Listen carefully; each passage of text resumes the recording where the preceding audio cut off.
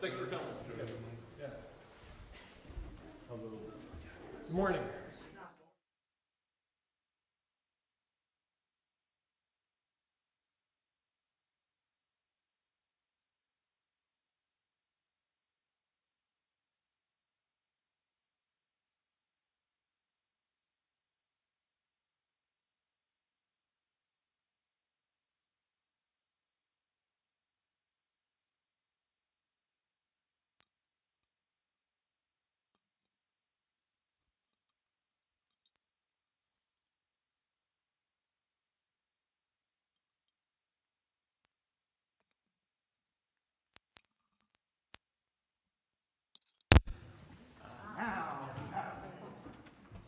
Test, test. I don't like it. Anyway, welcome. Oh, cool. Welcome to the 2024 Assembly of the Cluster of Pittsburgh. And my esteemed colleague, Terry, and she's still Terry Sendek, will announce the parade of banners.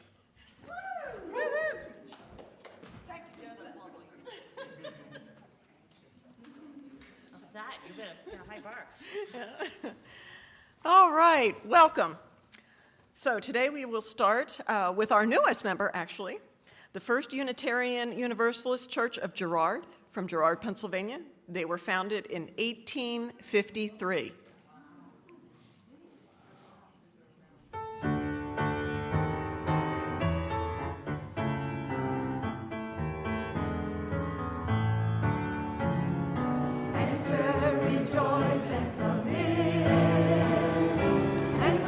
We have the Unitarian Universalist Congregation of Smithton, from Smithton, Pennsylvania, founded in 1860.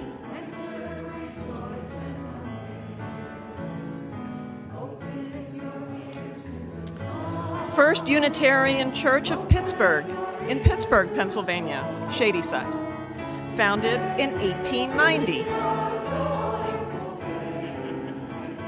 sorry, that makes sense a little. Okay, 1820? Yes. It's 1820, sorry about that. It was incorrect on my list. Unitarian Universalist Congregation of Erie, in Erie, Pennsylvania, founded in 1898. Allegheny Unitarian Universalist Church, Pittsburgh, Pennsylvania, the North Side, founded in 1905. Church.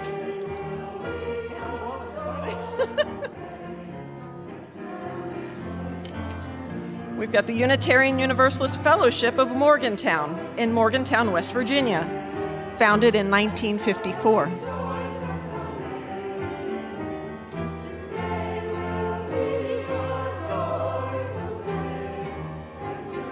We got the First Unitarian Universalist Church of Indiana in Indiana, Pennsylvania, founded in 1958.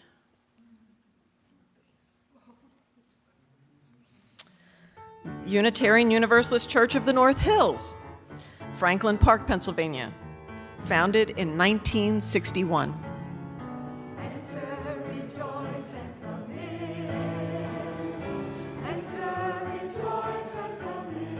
Unitarian Universalist Church of the South Hills, Sunny Hill, Mount Lebanon, Pennsylvania, founded in 1965.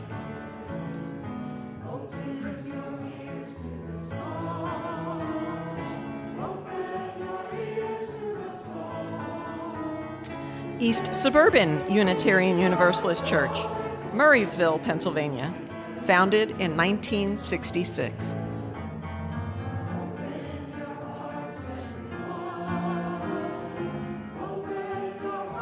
Ohio Valley Unitarian Universalist Congregation from Bel Air, Ohio, founded in 1976. Unitarian Universalist Fellowship of Ligonier Valley, Ligonier, Pennsylvania, founded in 1988.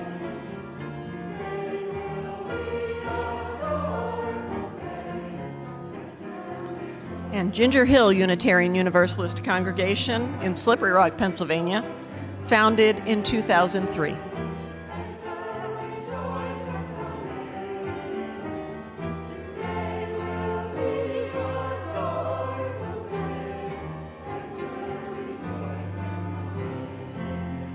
could have a round of applause for everybody here.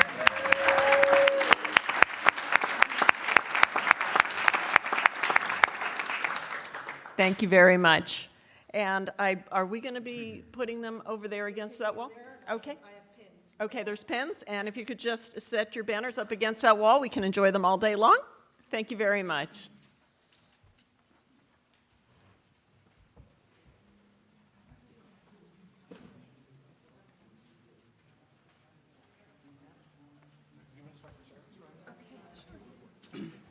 Go for it. Okay. Good morning. Oh, come on. I know we UUs have a reputation for being a little restrained, but let's do that again. Good morning. Good morning. How wonderful is that?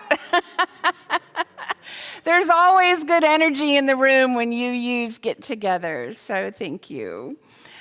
Today we are gathered to explore ways in which we can promote peacemaking in our world. And I know many of us feel as though that is a particularly poignant need right now. And indeed it is. And it is difficult sometimes to avoid the us against them, the othering that our news media and a lot of our social outlets encourage us to do. It's tough. And as UUs, when we are together, when we listen to each other here, we are practicing skills that we could use when we were with people that we are uncertain how they see the world. We're uncertain what their values are. So today, I hope that we will all have an opportunity to get to know each other better, to practice those skills that we can then take out into the world as we meet other people and as we try to bring peace, more peace into our world. Now, there's an idea, there's a little poem that I've always loved. So I'm going to share it with you, and then I'm going to share a refinement with you. So the poem is by Edwin Markham, and it goes, "He drew a circle that shut me out. Heretic, rebel, a thing to flout. But love and I had the wit to win. We drew a circle and took him in." Right? Just a few weeks ago, we had a lay-led service that was inspired by, I guess, a little saying that the youth have. Croissants, not donuts. Right? Croissants, leaving an open portion for people to come in. Always being open to new additions, maybe to new fillings. How many fillings do you put in a, have you seen put in a croissant, right? And that was, I think, a very meaningful service for us here when we contemplated, croissants, not circles. Now, let us join in worship.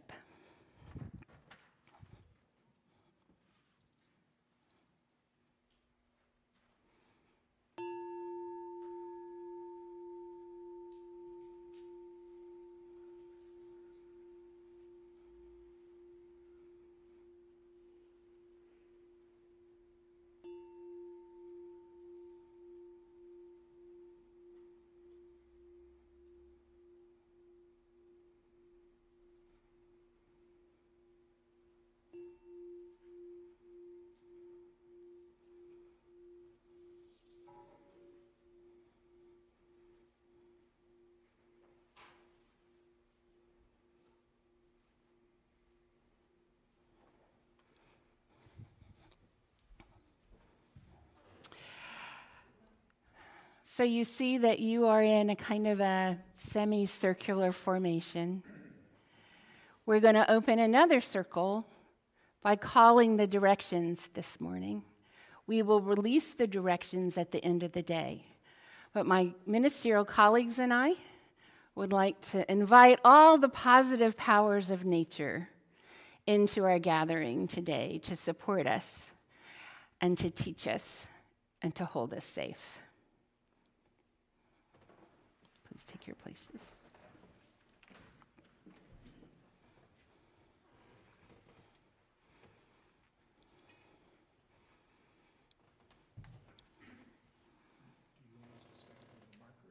I do.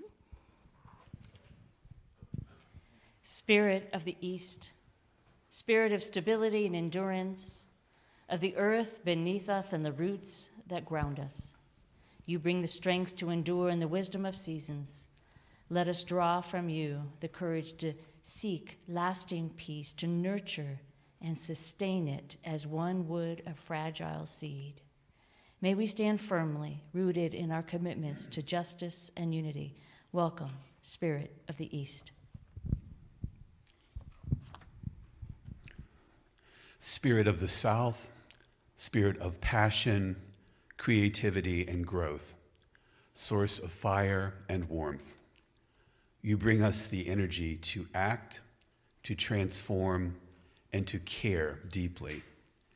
As we stand here committed to peace, may we draw from your strength to kindle the flames of compassion and hope. Let us remember that peace, like fire, requires tending and intention.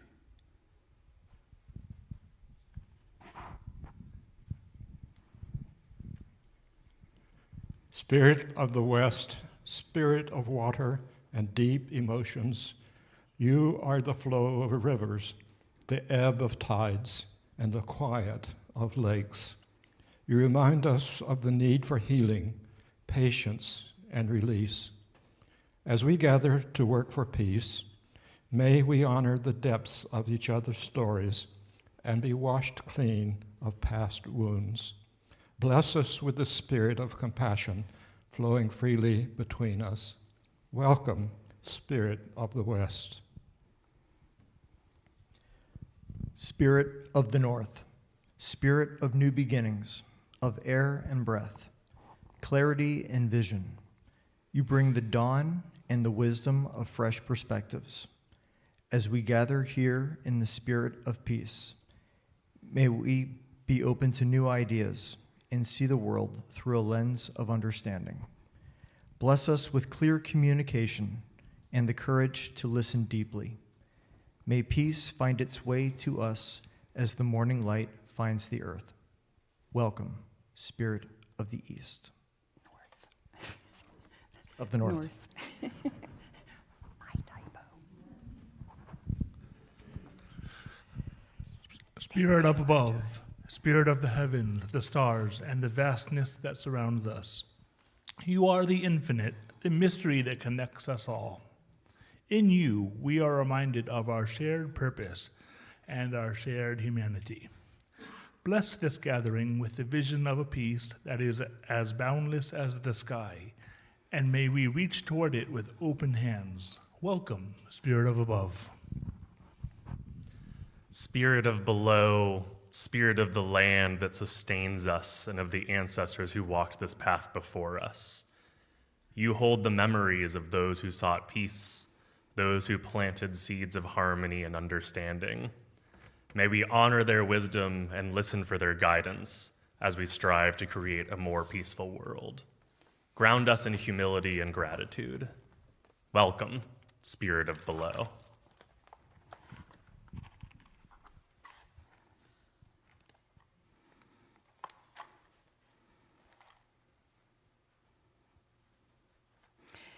As we light our chalice, may these directions guide us.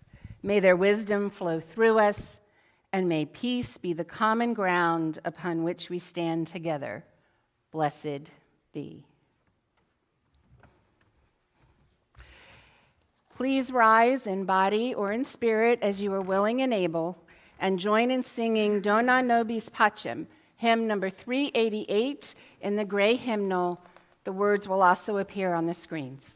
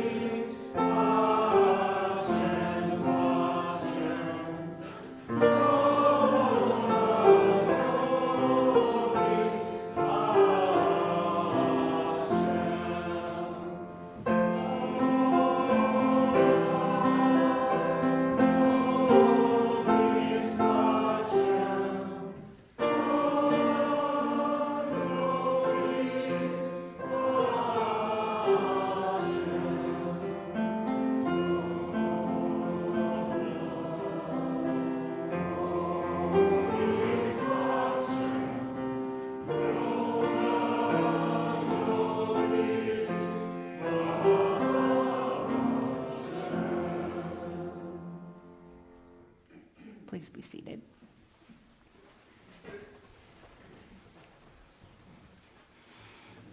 So we decided to take the surprise element out of the service and actually pass out the order of services. So if you don't have one yet, you should have one shortly.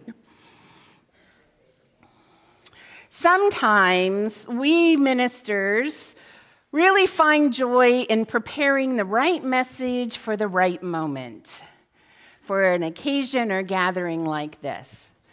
It's one of the things that for many of us makes ministry fun. And yet sometimes we find a message that someone else has prepared, that someone else has put out into the world that resonates with us so much that we just want to share it with you. And that's the case for me this morning. As I was researching what we might do today, and as I was thinking about peacemaking, and as I was just sort of looking around to see what I could find that might help me create a message for today, I fell upon or found my way to Jane Goodall's Message for Peace and her prayer for peace. And when I read it, it was one of those moments where I said, I just can't do any better than this. So it's rather long, and so I have condensed it. So it is, I'm going to share with you word for word, except for a little section where I explain to you kind of what we're going over. her message, which I think was in 2017 that she wrote it, and it just seems so appropriate for our moment and our gathering today. She said, first of all, we must acknowledge that the world at present is not a peaceful place. It seems that all around the globe there is armed conflict, modern-day slavery, domestic violence, terrorism, racism, sexism, and hundreds of thousands of refugees seeking safety from wars or climate change or poverty. There's even a renewed threat of the use of nuclear weapons as North Korea launches missiles and other nations feel that they can only be safe from aggression if they, too, are equipped with these weapons of evil. While we humans continue to show unspeakable cruelty toward each other and to other animals, both captive and wild, and wage a ruthless war against the environment, I feel it is ever important to share this, my message of peace. So what message can I give? Though most of us are not in a position to have any direct influence on major international conflicts, we are all in a position to create a more peaceful atmosphere around us. And for this, it is important to try to cultivate an inner peace, which will only happen if and when we feel good about ourselves. That is, if we have at least tried to make a difference. Every day we interact with other people, animals, and the environment. And each day we have opportunities to help another being or the earth we all share. Sometimes just smiling can be enormously helpful, or simply speaking a kind word.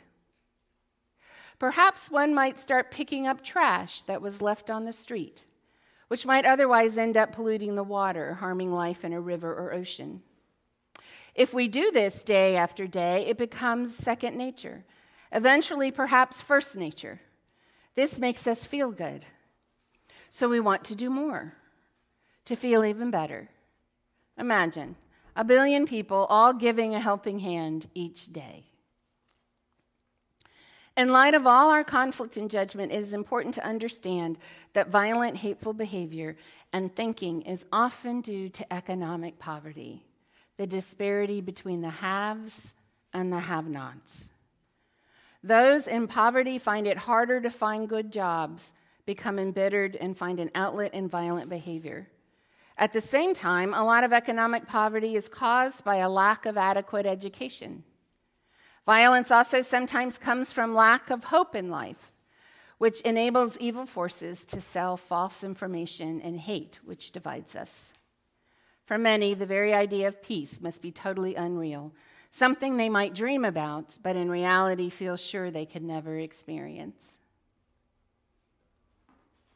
Now here, she asks the rhetorical question, is there something we can do to help? And she should suggest volunteering in shelters for the homeless, contributing to food banks, many of the things that we as Unitarian Universalists and in community with each other already do.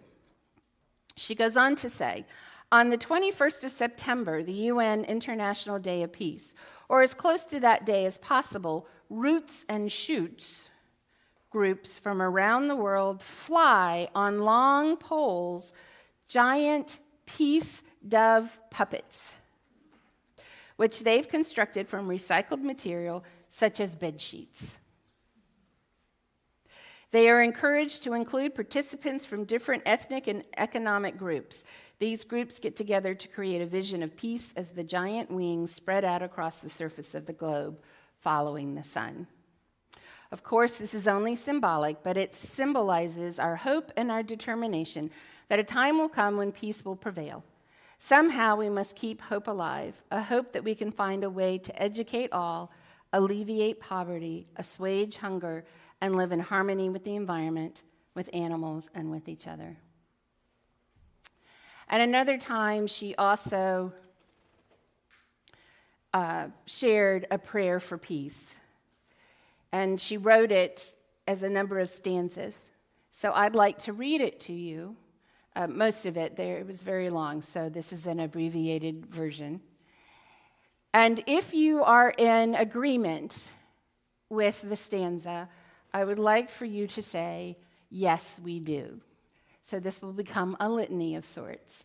I will say a prayer, stanza, and pause, and if you're in agreement, yes, we do. We pray for social justice, for the alleviation of the crippling poverty that condemns millions of people around the world to lives of misery, hunger, sickness, and hopelessness. Yes, we do. We pray for the children who are starving, who are condemned to homelessness, slave labor, and prostitution, and especially for those forced to fight, to kill, and torture even members of their own family. Yes, we do. We pray for the victims of violence and war, for those wounded in body and for those wounded in mind. Yes, we do. We pray for the multitudes of refugees forced from their homes to alien places through war or through the utter destruction of their environment. Yes, we do. We pray that we may learn the peace that comes with forgiving and the strength we gain in loving, that we may learn to take nothing for granted in this life, that we may learn to see and understand with our hearts, that we may learn to rejoice in our being. Yes, we do. We pray above all for peace throughout the world. Yes, we do.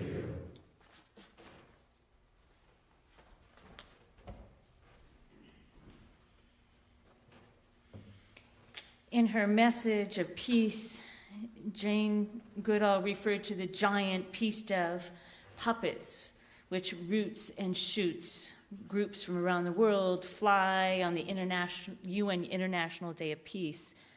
Doves represent peace in many different religions and philosophical traditions. For instance, in Christianity, doves symbolize peace and reconciliation. In the Noah's Ark story, it was a dove that returned to Noah with an olive branch in its beak, letting Noah know that it was safe to leave the boat. In ancient Japan, a dove carrying a sword symbolized the end of war. Pablo Picasso made the dove a modern symbol of peace when it was selected as the emblem of the World Peace Congress in 1949. You were all given doves, hopefully, when you came into the sanctuary. You are now invited to write a word or phrase on the sticky backside of your dove-shaped Post-it notes of what is troubling your soul. Of what is troubling your soul. What is it that is disturbing your peace? And we have a pen master in the middle of the room if you need a writing device.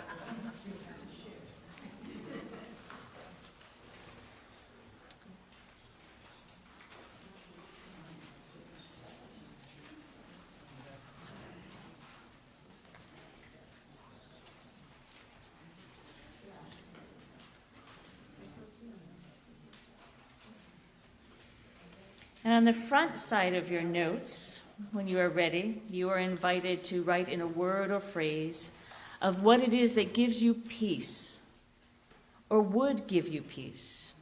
We will give you a few moments to complete this list, and then you'll feel good because you've completed a list.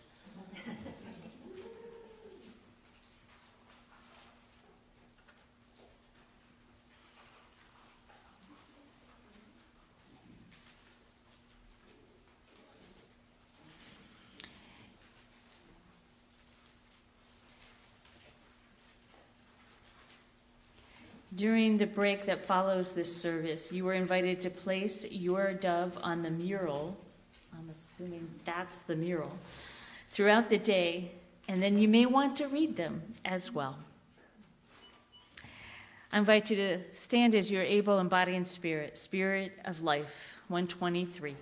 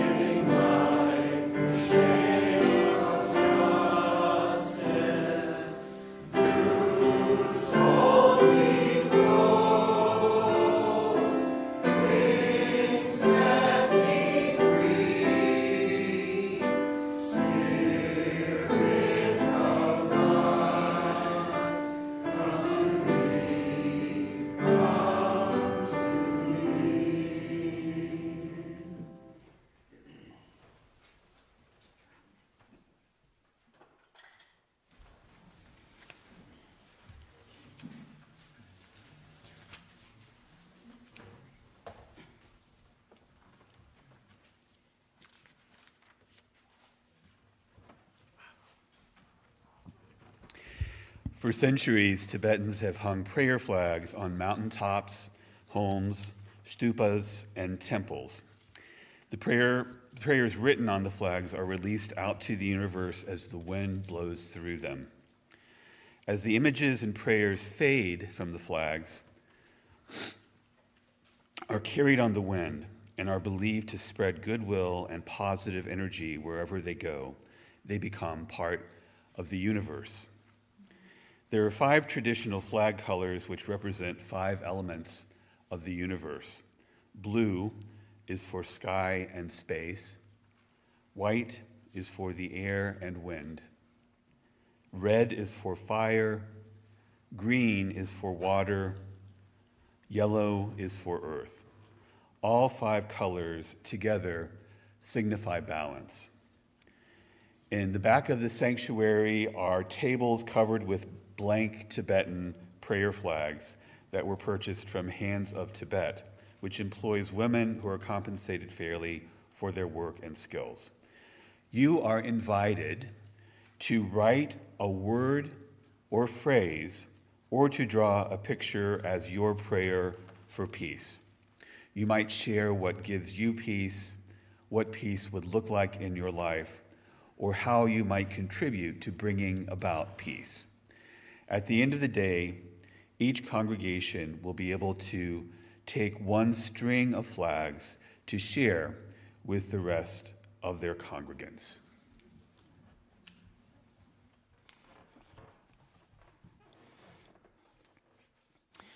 Now, metta meditation is a spiritual practice, also known as loving kindness meditation.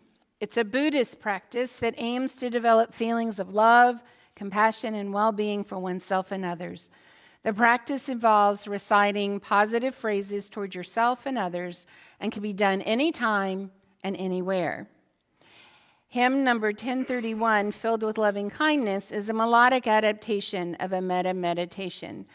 I'm going to ask you to stay seated and join us in singing Filled with Loving Kindness.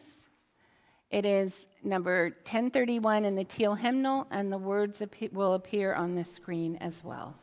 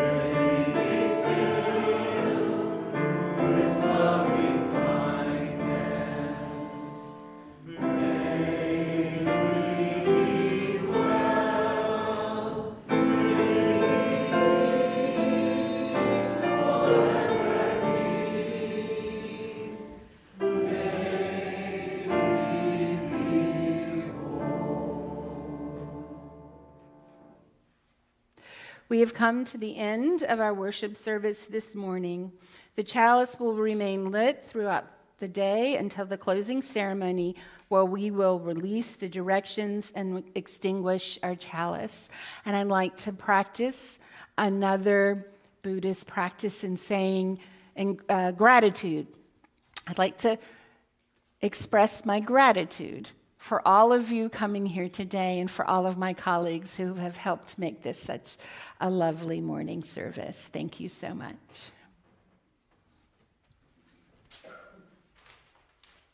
All right, folks, we're going to take a quick break. So you can, use the restroom, have some more snacks, coffee, water, what have you. Enjoy. May it be so.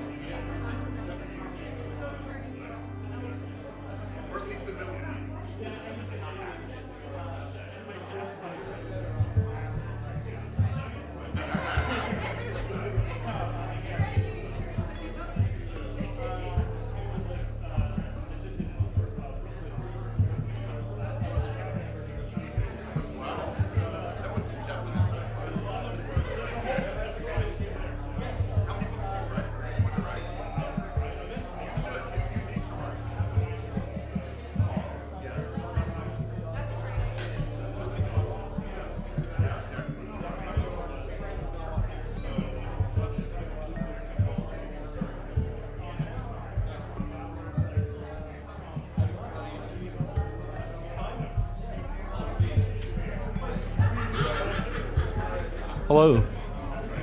Hello, everybody. Dr. Von Schlichten is just about ready to, if we could find our seats, the keynote speaker.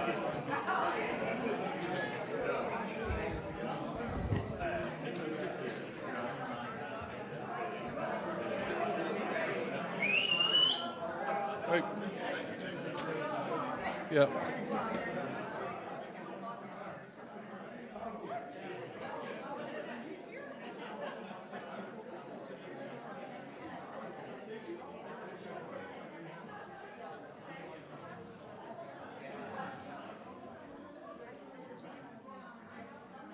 How's everybody doing this morning? Good? Yeah, it's great service. Is the mic on? Oh.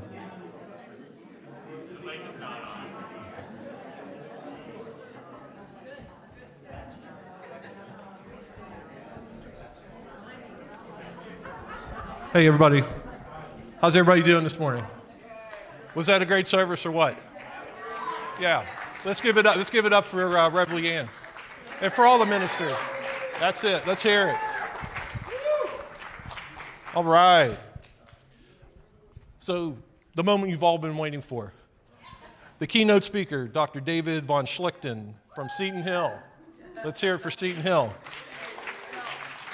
Dr. David Von Schlichten is the Dean of the School of Humanities at Seton Hill University in Greensburg, PA, where he is also Professor of Religious Studies and coordinator of the Gender and Women's Studies program.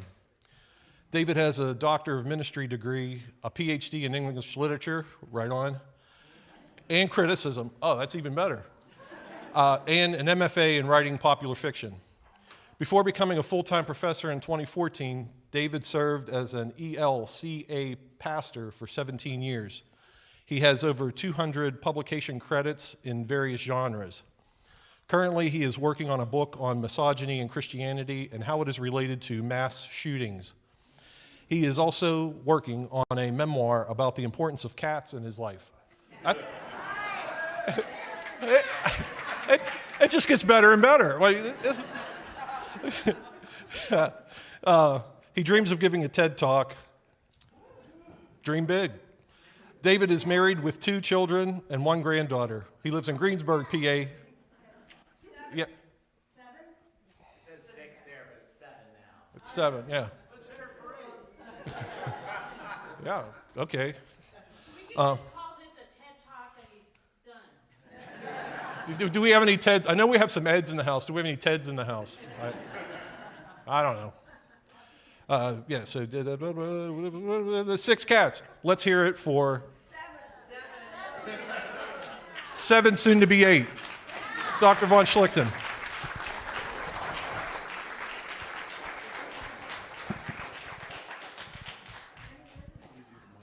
Okay. Hi. Wow, I'm really excited to be with you. This is such an honor. Thank you so very much. I hope that this is what you're looking for and that I don't disappoint you. Yeah, so we have 6 cats. By the way, when I tell people about the 2 books, that it's always the cat book that really grabs people's attention. But we have 6, but then my wife has been taking care of a stray outside for about a year, and one day he decided he wanted to move in. So Peppermint's now living with us, and he's doing great. He's doing great. It is really wonderful to be with you. I'm very honored to have this opportunity. Thank you for the invitation. I love the UUs. You all are incredible. I love how open you are, how welcoming, how inclusive you are. We need you. The United States doesn't know how much it needs you. It really does. And that's really true. And the UUs work for peace. You are wonderful about promoting peace. I've seen that over and over. I've been speaking at UU congregations, I think, for about 6 years. I started at Ligonier Valley, and now I speak at both Ligonier Valley and East Suburban. It's wonderful to be with you all. By the way, we at Ligonier Valley are feeling particularly heavy-hearted because we just lost one of our members. Dorothy Huffer just died recently. We're really sad about that, so please think of us. We're working for peace, but that's hard. Promoting peace is hard. Theologian and activist Jim Wallace points out that Jesus of Nazareth in the Christian tradition teaches, "Blessed are the peacemakers." Jesus doesn't say, "Blessed are people who want peace," or who think peace is great, or like peace. Most people say they want peace. It's easy to want peace. That's a nice bumper sticker. The challenge is to make peace, to promote peace. That is hard. And the world's religions, and I think also just our common sense, our own intuition, teach us that peace is not merely the absence of conflict. For instance, people might be keeping quiet to avoid conflict, but that doesn't mean they're at peace. They might be keeping quiet because they're terrified of what will happen if they speak up. The Hebrew word for peace, shalom, connotes the idea that peace is bigger than just the absence of conflict. Rather, peace, shalom, is the presence of well-being, of justice, of healing, of wholeness. When we promote peace, that's what we're aiming for, this wholeness, but that can be painfully challenging. We get overwhelmed, tired, stressed, confused, discouraged. We might be especially inclined to feel that way these days. I know I do. As I look down the road to the next several years, I am sad and disillusioned and angry and most of all, scared. Scared for myself, sure, but more scared, frankly, for oppressed and minoritized people. So much hatred. Hatred towards immigrants, hatred towards people of color, hatred towards Jews and Muslims, hatred towards women and members of the LGBTQIA+ community. These are dark times, and they seem to get darker with every sunset. Hatred seems to grow, evil seems to be winning, and it is easy in the face of all of that to feel hopeless. Now, I know that ultimately things will get better, because they always do eventually. History shows us that. You have these dark times, and you have times of recovery and renewal. The pendulum is always swinging back and forth. But in the meantime, things will probably get pretty mean. The hatred is widespread, and beneath the hatred often lurks fear and a deep sense of shame. Some people fear the other and feel shame about themselves. And so they lash out with hatred toward the other in a desperate attempt to feel less shame about themselves. That doesn't work, but that's the strategy. Hatred of others often arises from a hatred of self. And that hatred frequently turns into violence. So it's hard to promote peace. It's overwhelming. It's tempting to give up. It's too big. It's too difficult. What can we do to surrender? But you know we can't do that. We can't give up. And UUs don't. Y'all don't give up. We must work together to help each other bring peace and hope to a world of hatred rooted in fear and shame. We are to persist in promoting peace. We have to. Lives are at stake. There's something happening here. What it is ain't exactly clear. There's a man with a gun over there telling me I got to beware. I think it's time we stop. Children, what's that sound? Everybody look what's going down. I was hoping you'd sing along. It's easy to give up, but we cannot. We cannot give up. I want to suggest this morning 5 principles for how to do that, how to not give up and keep on going, how to promote peace in our world. And to help you remember those 5 principles, I'm going to use the word peace as a kind of mnemonic device. So P-E-A-C-E, 5 principles, 1 for each letter. And you can let me know later what you think, and what you think I got right, and what you think I should have done differently. First, P. P stands for persistence. Don't give up. You can take breaks. You might need to take breaks. I know I do. I can only watch so much CNN and listen to so much NPR, and then at some point, I can only do so much doom scrolling, and then I need to put on a sitcom or go for a walk or pet my cat or play with my granddaughter, who thankfully is oblivious to most of this. My granddaughter, Emily, who is 8, is, and this is appropriate, is unaware of just how much fear and shame are out there. She cares more about Chuck E. Cheese. And Sonic the Hedgehog. Sonic 3's coming out in December. She's very excited. And Disney. We took her to Disney World in May. We had a great time. And that's as it should be. That's where she should be at 8. So she and I play for hours. We get out the stuffed animals, and I do different voices, and we do different characters, and we do that. I need that, I think, just as much as she does. I find peace with my cats, too, right? The cats again. In fact, over there, you'll see one of my doves is my cats.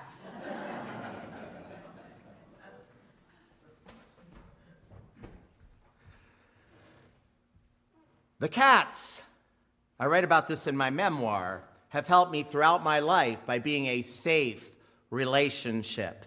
When I was a child living in terror of my abusive father, I had my cats to keep me safe.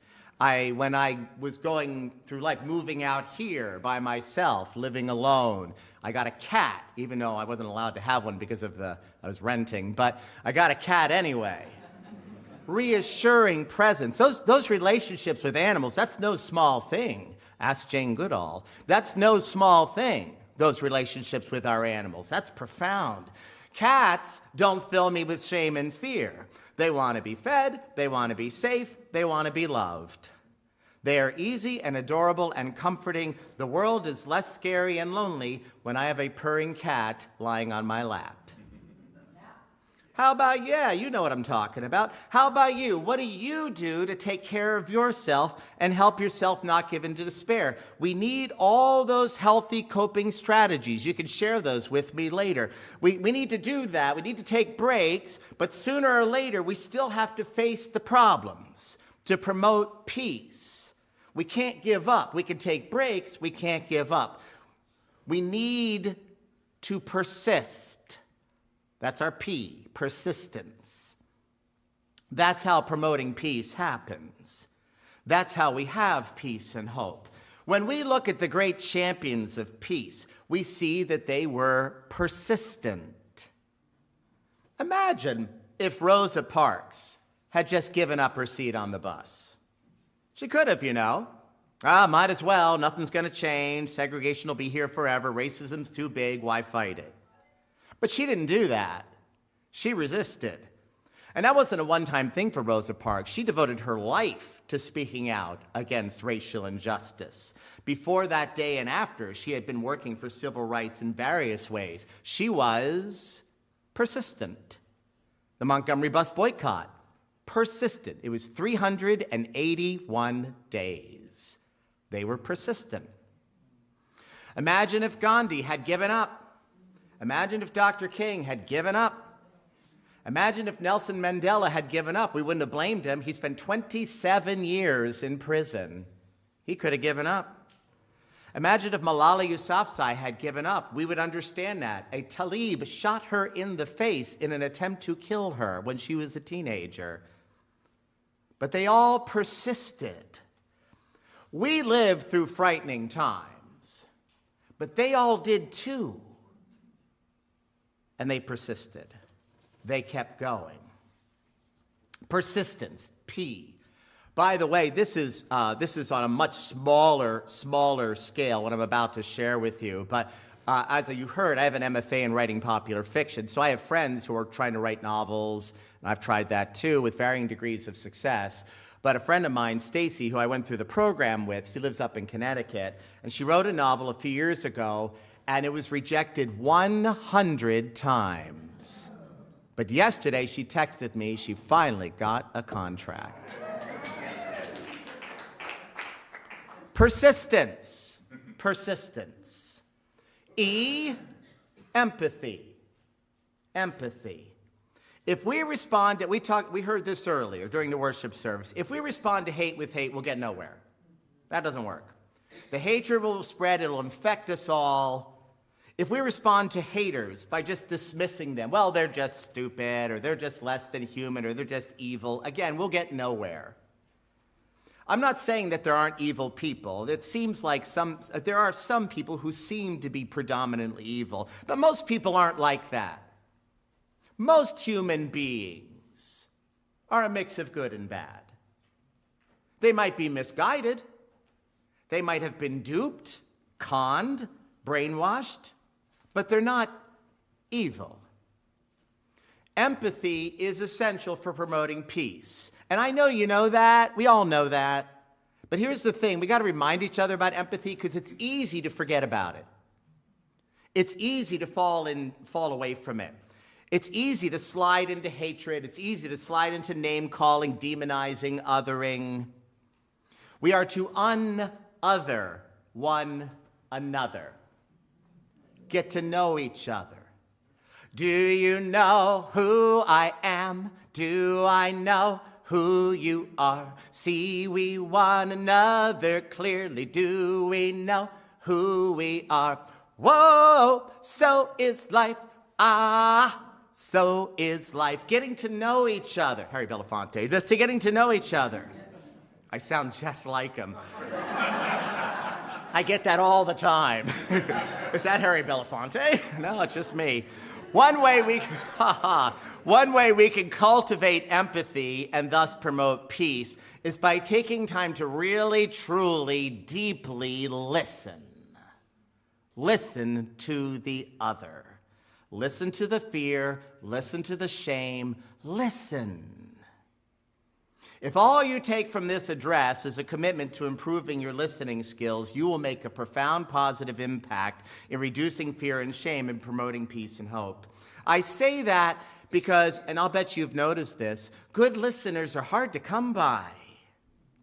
Many of us, you might be the exception, and that's wonderful, but many people are not particularly good at listening. And I can understand why, because a lot of us, we're caught up in our own world, right? We're busy with our own thing. We are the star of our own movie, and we forget that everyone else has a movie going on too, and that they're the star in their movie. Everybody, you all of us. We may not even be a co-star in somebody else's movie. We might not even be a cameo or an extra. And one step toward promoting peace is paying attention to their movie and not just our own. Remember, I say this to my students all the time. I say to them, life is about you. You are really important. But it's not only about you. It's not only about me either. There are times when something is about me, but many times I am secondary or peripheral or at best. Do you ever look around and think, everyone I see is the protagonist in their story? They may just be a small role in my life, but they are the main character in theirs. I do that a lot. Sometimes it gets a little overwhelming. I'll be with a bunch of people up at the mall, or I'll see people in their cars driving around, going wherever they're going. I'll be in line, I'll be at the store, and I think everyone here, the waitress, the cashier, everybody is a main character in their story. When you are talking with others, especially those you deeply disagree with, and I know that can be tough, those we think are misguided. We need to keep our ears open. Let's listen more than we speak. Ask questions, put aside the phone, close the laptop, mute the TV, or even just turn it off. Shift it so that you are facing the person and be present to that person in front of you. And if you are attentive, you will discern what they need. You will discern their fear and shame. Now, that's easier said than done. It takes a whole bunch of practice, at least it does for me. Some of us are more skilled listeners than others. My therapist is a very skilled listener, but that's what he does for a living, so that's not surprising. But with persistence, we all can be better listeners. With practice, we can be better listeners. And when we are better listeners, we are better able to perceive how the person needs our help. We can help the person experience hope and peace instead of fear and shame. You see, when we listen, we can increase empathy, that's our E, and help promote peace. At the age of 14, Christian Picciolini was lonely and looking for belonging. Most of us are. We humans need to belong. And a man introduced him to white supremacy. And Christian Picciolini, young and impressionable, joined in, mainly to have somebody to belong to. He bought into the ideology and soon was a leader in the white supremacist movement in his community. For years, Christian Picciolini said and did horrible things against the Jews, people of color, and the LGBTQIA+ community. Now, over time, Christian Picciolini changed his thinking, in part due to encountering the other and realizing that they were human beings too. In other words, he developed empathy for the people he was supposed to hate.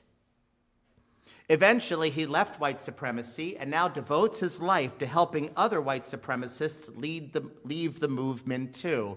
And Christian Picciolini, in a TED Talk, says that you know what he does when he encounters somebody who belongs to a hate group and he's trying to get them to leave the hate group? You know what he does? He doesn't sit there and tell them they're wrong, even though he believes they are, because they are.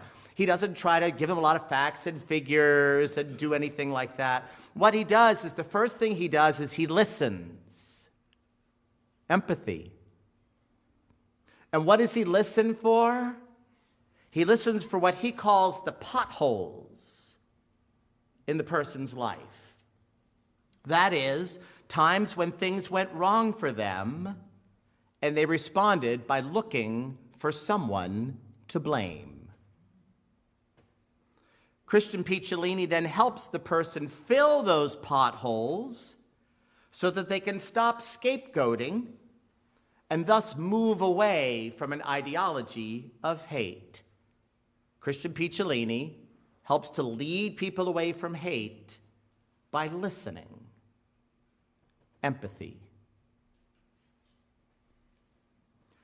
Picciolini's approach reminds me of Taoism, actually. It reminds me of the Taoist concept of Wu Wei.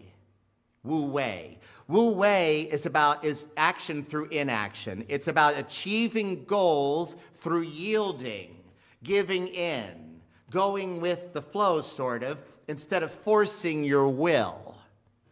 You yield in order to gain. It's kind of like water flowing over a rock in a stream, and the water gets displaced by the rock, but over time, the rock gets eroded by the water. That's what Christian Picciolini kind of does. He doesn't start by forcing himself on the person, you're wrong, and this is why you're wrong. He doesn't do that. He starts by listening. He yields to them. Now, that approach doesn't always work, but often it does. When you listen, we're developing empathy, and we do that by listening, or at least that's one way. When you listen, don't try to think about what you're going to say next. Just put that aside. I know that's hard, but just put that aside. Listen. When you listen, try not to interrupt and tell your own story. Wow, you think that's bad? Let me tell you about this, right? There might be a time for you telling your story, but right now, just listen. When you listen, try not to judge. Just listen. It's hard. Is all that difficult? It sure is. Promoting peace is difficult. It requires persistence. It requires empathy. And one of the ways we show empathy is by listening, listening, listening, listening. Actually, often, the act of listening is itself the very thing people need. I don't know if that's true for you, that's true for me. Sometimes when I'm feeling down and gloomy, particularly when I'm sleep deprived, when I get tired, I get really gloomy. And my wife has dealt with this for years. But I'm feeling gloomy. I'm not necessarily looking for a solution to my problem. I just want somebody to hear me and empathize. Sometimes the very act of listening, even if you don't offer a solution, the very act of listening itself can bring people a bit of peace. That can promote peace. Of course, part of listening is being able to hear what is not being said or what is being said obliquely, indirectly. For example, when someone is angry, what that really means is that they are feeling hurt or sad or afraid or ashamed. Anger, you know this, is a secondary emotion. It's a mask for a deeper feeling of hurt, sadness, fear, or shame. Shame and fear especially frequently lie underneath anger. When someone is angry, we can ask ourselves, what are they hurting about? What is making them sad? What are they fearing? It's amazing how much anger really grows out of fear. What are they feeling shame about? What is the anger really about? And we can listen, cultivating empathy, curious instead of defensive. What's really going on with this person? That deep listening is one way we can help to promote peace. And I just mixed up my pages. Okay, that's good. We're good. Don't need to panic yet. Peace. P, persistence. We can take breaks, but we can't give up. Empathy. Identifying with others. And identifying with others and understanding others doesn't mean you agree with them. You may or may not. You can disagree, but still empathize. And one of the ways we empathize is by listening. We persist in showing empathy, not giving in to the humanizing hatred that we hear on TV and social media all the time. A, action. As you probably noticed, these 5 principles for promoting peace are interrelated. We are persistent in empathy and action, and in fact, one of the ways to act is by showing empathy, right? They're all interconnected there. But there are other ways to show action, to take action promoting peace. And what I want to stress here is that acting doesn't have to be big. This is part of what I think Dr. Goodall was getting at earlier. In fact, most of our actions for promoting peace are small, mundane, unglamorous. You're not going to win a Nobel Prize. You're not going to get on the cover of a magazine. But you could change the world for somebody. It's easy to get overwhelmed because the need is so great. So many people, so many problems. Where do we begin? What do we do? Easy to get overwhelmed by the hugeness of the problems. But we can just do something. Take some sort of action. Do something. In her book, Bird by Bird, Anne Lamott recalls that when she was a child, her brother had a big report on birds that he had been putting off, procrastination. He put it off until the day before it was due. So it's the night before the deadline, and he's got all these pictures about birds and all this stuff all over the floor, and he just doesn't know how to put it all together and finish the report. He's overwhelmed by it, so he's paralyzed by the hugeness of the task. I don't know if you've ever felt that way. Some task feels so big, you don't know where to begin. Sometimes we feel that way about social, God bless you. Sometimes we feel that way about social justice. I know I do. The problems are so big, there's so much, I don't know what to do. I'm going to go eat a muffin, right? We just get overwhelmed. And it's okay to eat a muffin as long as you come back and do the work. So, feeling overwhelmed. So that's how this child is feeling. This boy that Anne Lamott tells about, her brother, he's feeling overwhelmed by this bird report that he put off doing. And his dad Anne Lamott tells us his dad gets down next to him and puts his arm around him, and he says, bird by bird, buddy. Bird by bird. You pick a bird, you work on it, pick another bird, you work on it, you keep going.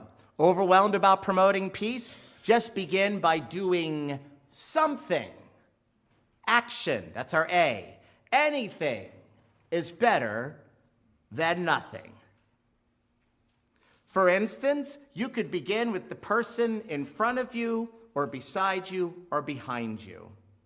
Who here needs your help? What difference can you make right here, right now, to promote even a little bit of peace? How can you right now bring peace to the individual closest to you? Look around. See all these people? Everybody in here needs help with something. I don't care who you are. Everybody does. A relationship issue, a health issue, a financial issue, something. I guarantee it. Nobody, and I mean nobody, including me, has it all together and never needs help. Everyone needs help with something. Oh, sure, some people look like they have it all together, and some people may have it mostly together, but nobody has it all together. Everybody needs help with something. And you might be able to provide that help. You just might be the answer to somebody's prayer. That person might have thought, boy, I really could use some help. And God, the universe, our higher power, says back, well then, I'll send you Jim, or Stacy, or Emily, or Jamal, or Dong Sun, or Rosita. God could be sending you. Did it ever occur to you that you might be the answer to somebody else's prayer? You can promote peace to someone, anyone. You can help someone deal with fear and shame and anger and pain and find hope and peace. Just act, do something. And the person, again, might not need something big. In helping others, we may think we need to do something grand, a large-scale action. There are times for that, but most of caring for others, for bringing peace, is about doing small actions. I remember on Tuesday, December 21st, 2010, my mother died suddenly. She was 64. I had talked to her Sunday evening, December 19th. The next morning, she collapsed, a clot in every blood vessel in her brain. By Tuesday at 5 a.m., she was gone. The night before, we kept vigil around her hospital bed, not knowing which beat would be her last. Worst night of my life, hands down.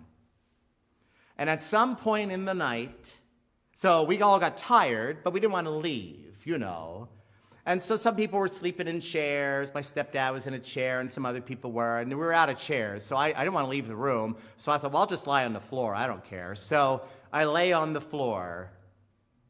And at some point in the night, somebody draped a blanket over me.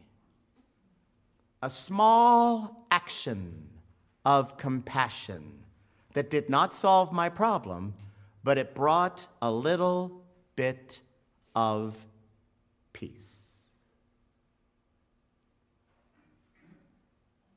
We tend to get consumed with what we think are big, important acts, but when it comes to bringing hope and peace, most of the time we are doing small actions.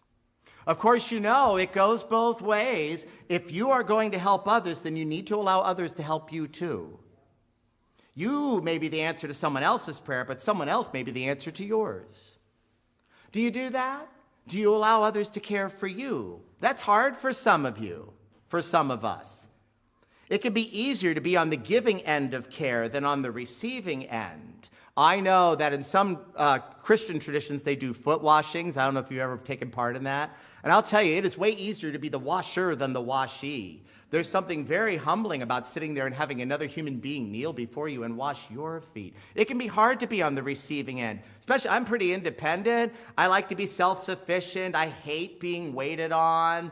My wife will be like, can I get you anything? And I'll be like, oh, I'll get it. I can get it myself. But when I tested positive for COVID back in 2021, I had to go into quarantine. And my wife, Kim, had to wait on me because I wasn't allowed to leave that room. There are times when we have to be on the receiving end of caring actions. And you know, sometimes people find peace in being able to do something for you. Act, action, do something for the person nearest you.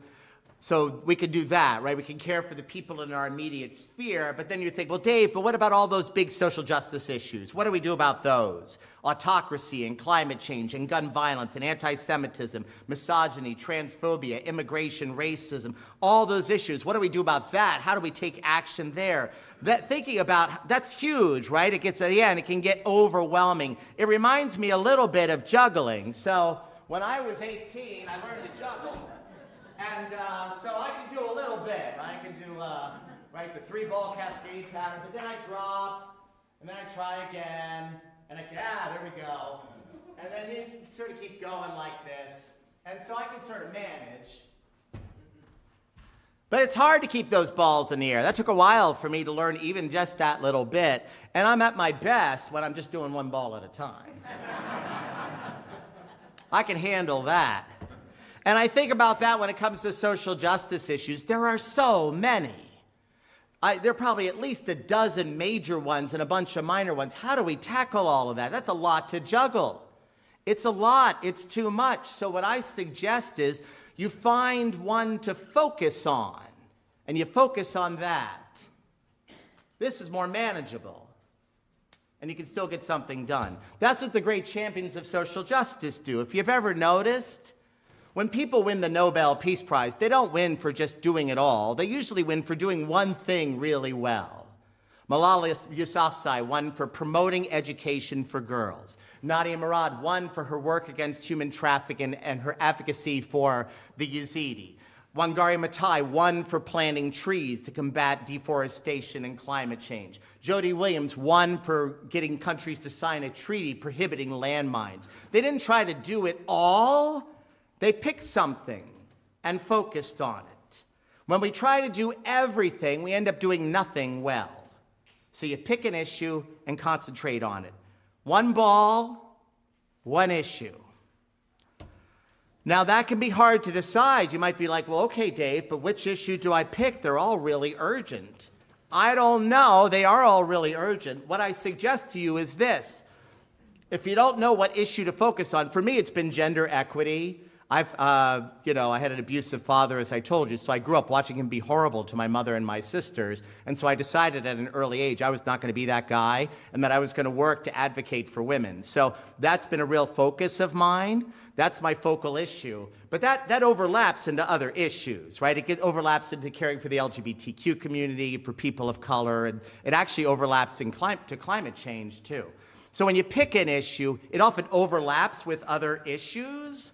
But you pick one, and if you're not sure which issue to focus on, so you might try this. Pick an issue and focus on it for a month.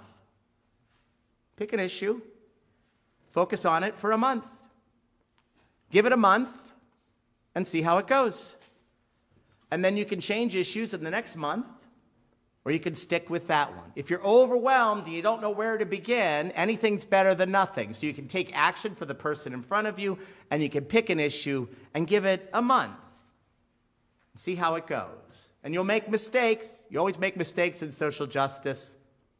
But for a month, pick an issue, read about it, watch videos on it, donate to it, look up people who are heroes in that discipline, learn about them, and you'll find that they made mistakes, they got things wrong, they learned by doing, etc. And you'll learn from that and you can grow.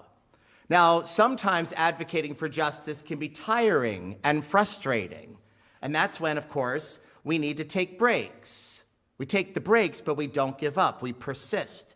And one of the things that can help us is to find things that inspire us.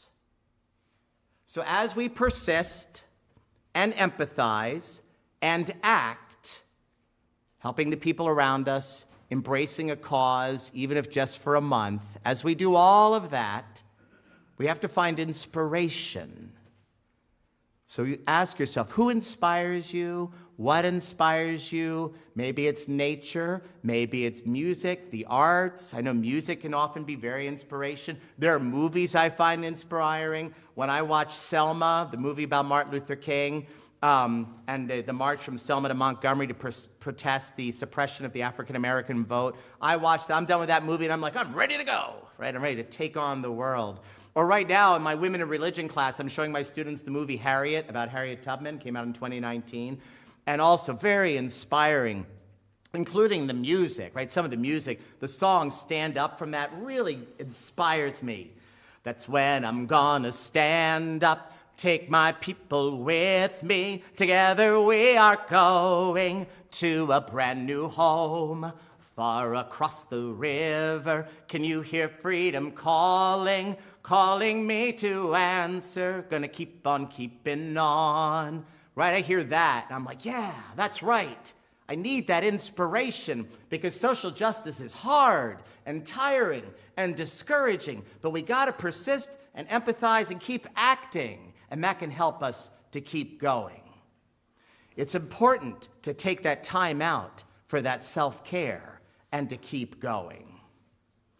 All right, meditation. I love that y'all mentioned meditation earlier, and I thought of mindfulness meditation. Meditation, such a wonderful discipline. You have in all religions, but the Eastern ones especially are good about this, Buddhism and Hinduism. And you just focus on your breath.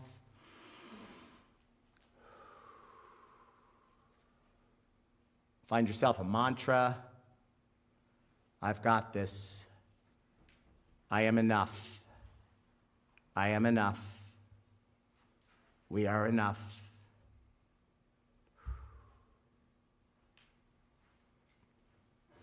Peace. Persistence, can't give up. Empathy, including through listening.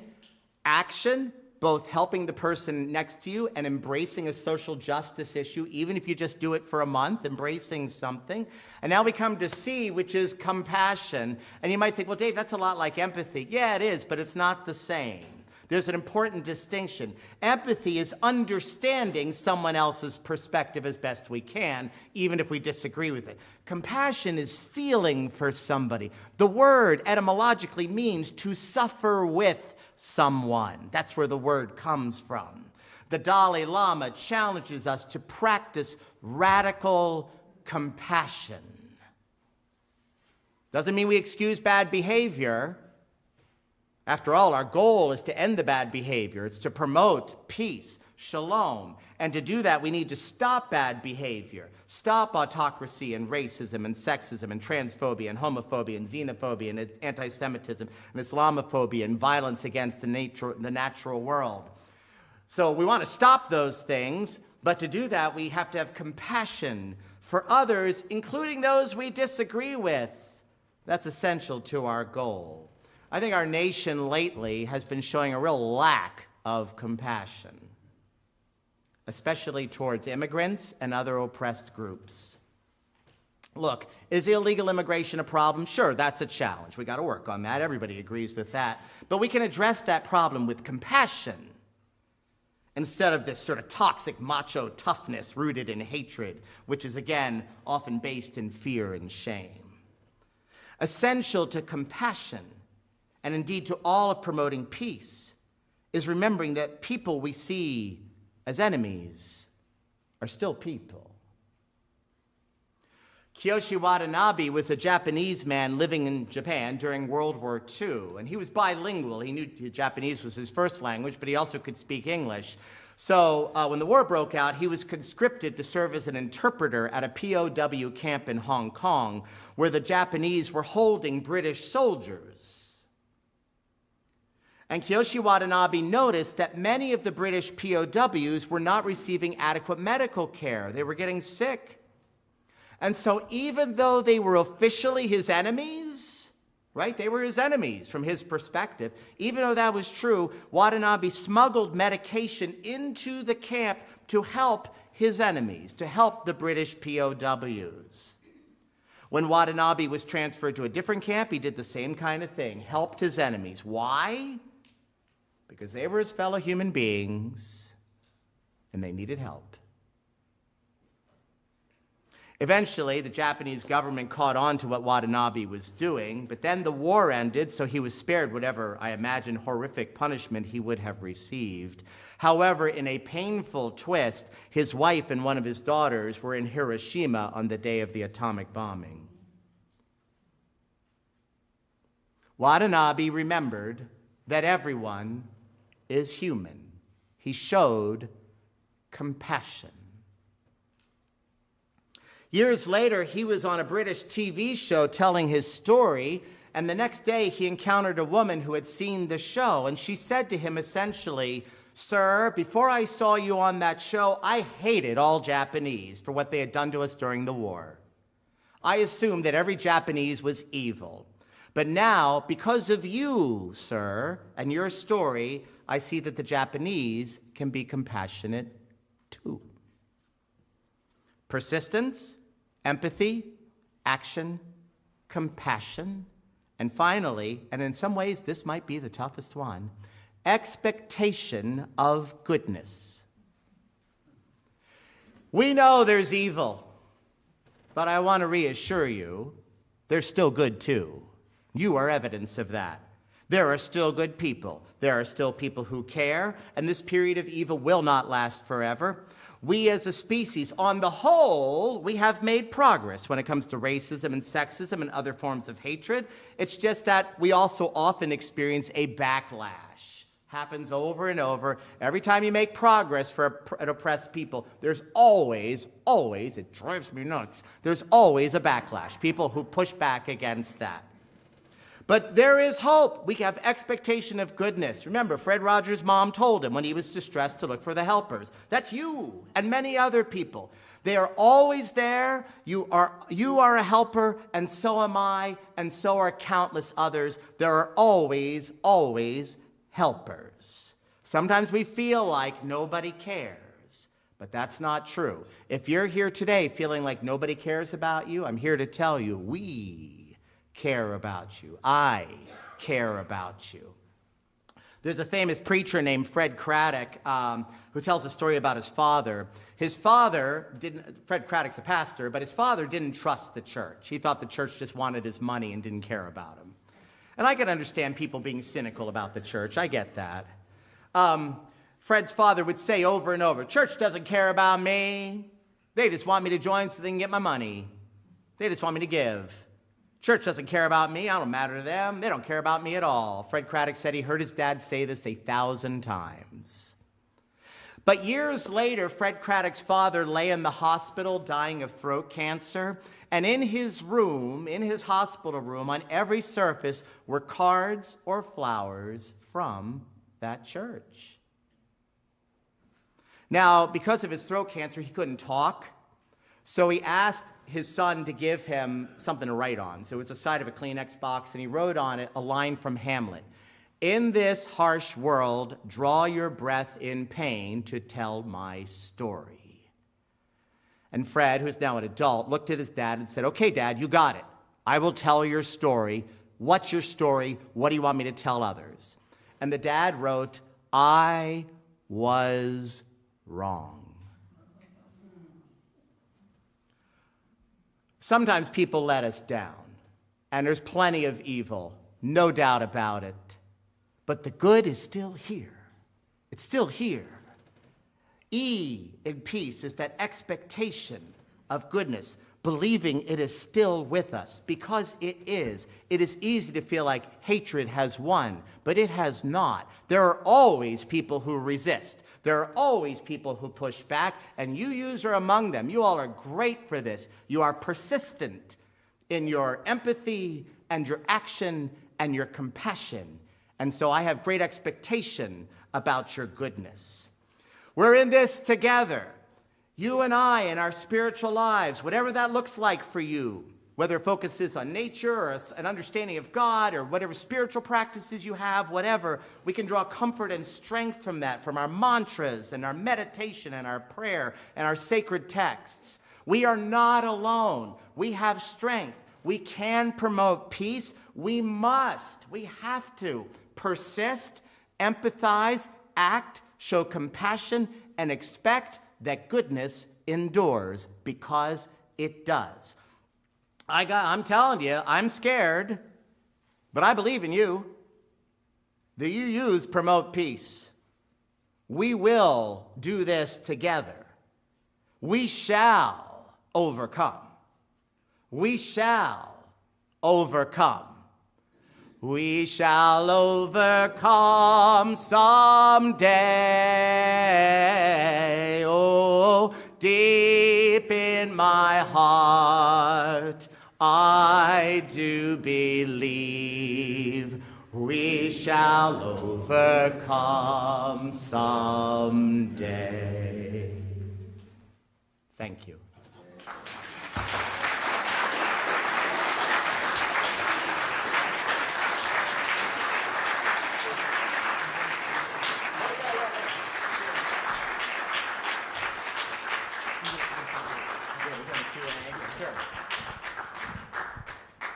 Forgot about the Q&A. I know.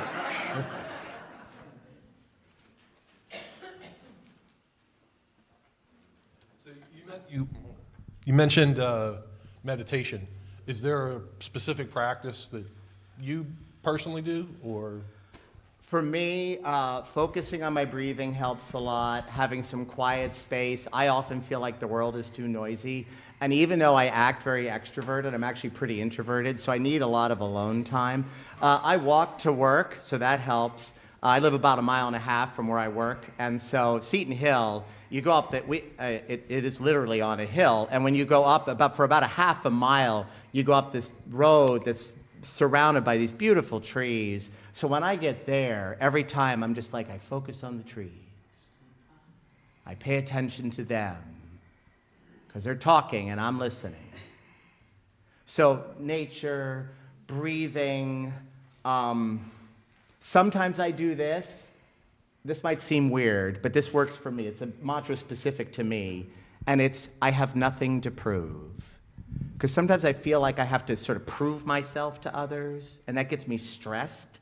And if I can let that go a little bit and relax, it's not a competition. You don't have to prove yourself, Dave. Just be you. Just be. How about you all? What do you do?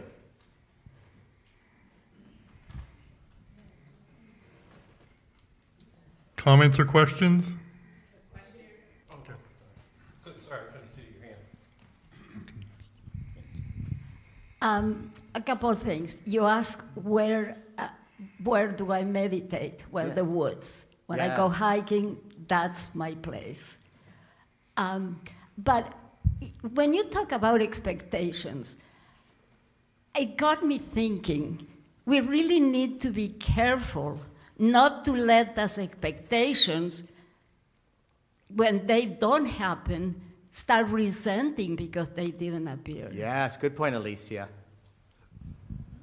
It's easy to get discouraged. Joe, I have one back here. I'm sorry. Oh, no, I just want to comment. I thought it was funny. Every year I put a big sign in my house of something that I want to accomplish, that I know that's going to take me a year to get it in my thing. This year it is, life is not a competition, quit keeping score. Amen. Yes, we hurt ourselves so much by competing and comparing so much. A little bit of competition's okay, but we get carried away. Hi, I'm Kate Walker, and I'm Yes. honored to serve the First Unitarian in Pittsburgh. I'm curious about your students. Yes. Tell us what you are seeing in your students, because this is our future, and I have a keen interest in our future. Yeah, sure. Yeah, I spend my life working with young adults, and I love them. I love them. They're fantastic.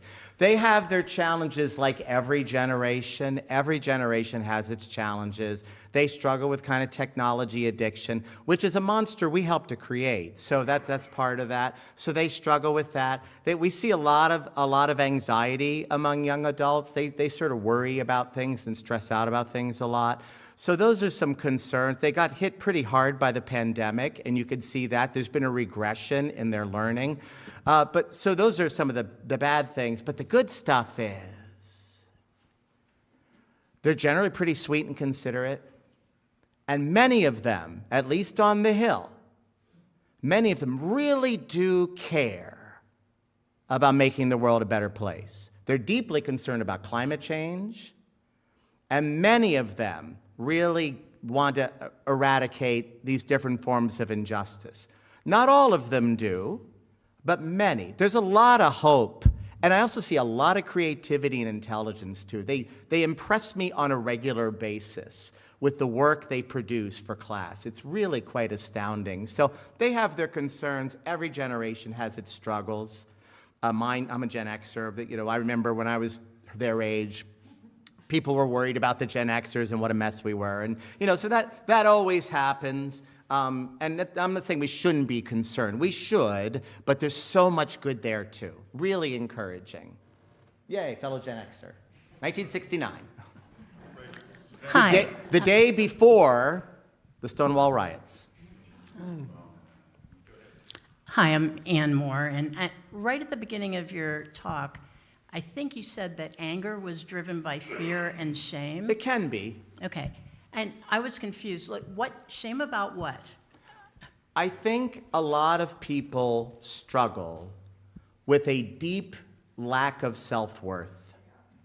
And they feel like, Brene Brown talks about this a lot, right? So you can differentiate between guilt and shame. Guilt is you feel bad about something you did. Shame is you feel bad about who you are. And I think Brene Brown says we actually all struggle with shame. The difference is one of degree.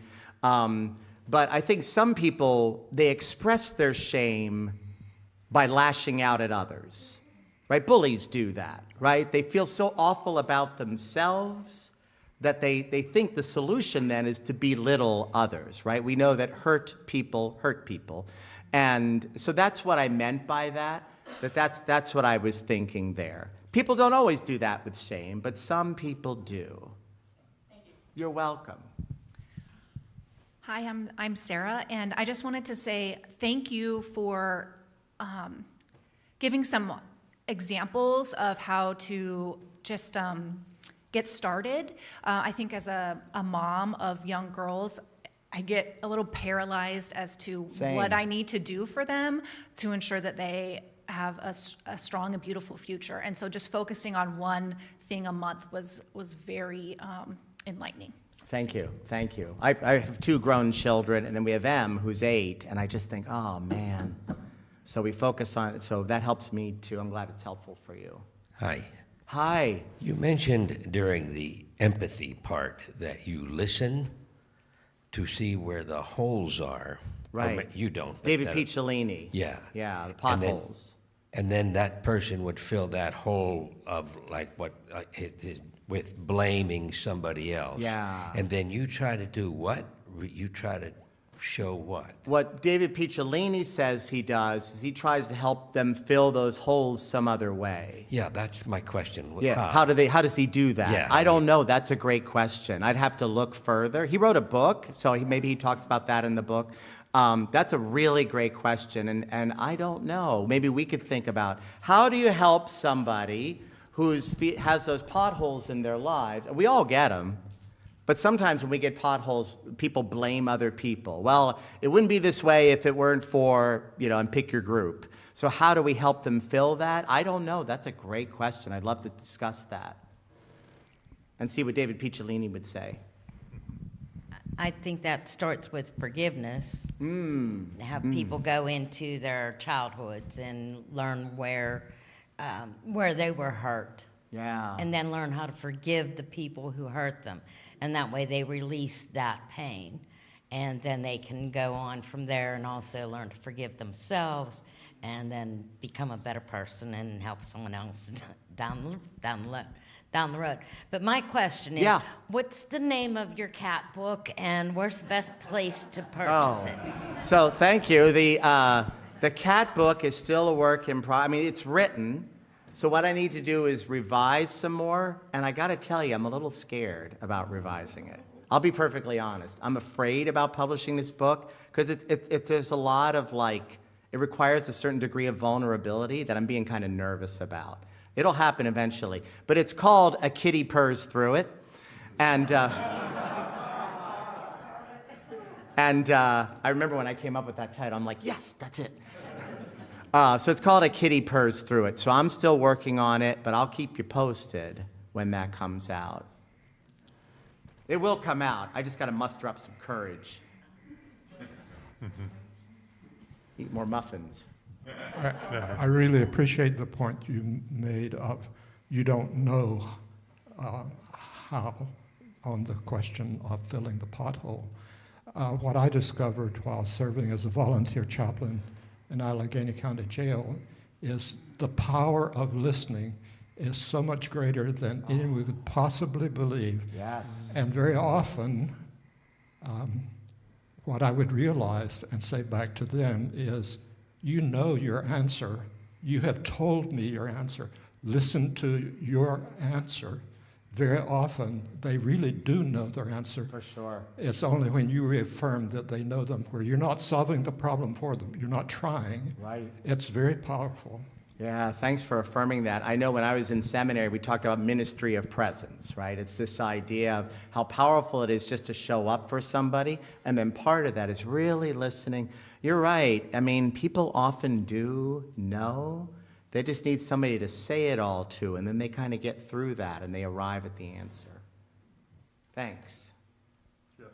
Do you have ideas for our individual congregations, or maybe this larger group, for how we can promote peace? Yeah, sure. I think a lot of you do this already really well. I really think this is something UUs excel at. I've seen this. I mean, lots of religious organizations do, but I think it's a specialty of UUs that I think you really specialize in. So a lot of you are doing stuff already. I see that at Ligonier Valley and East Suburban. So what else could you do?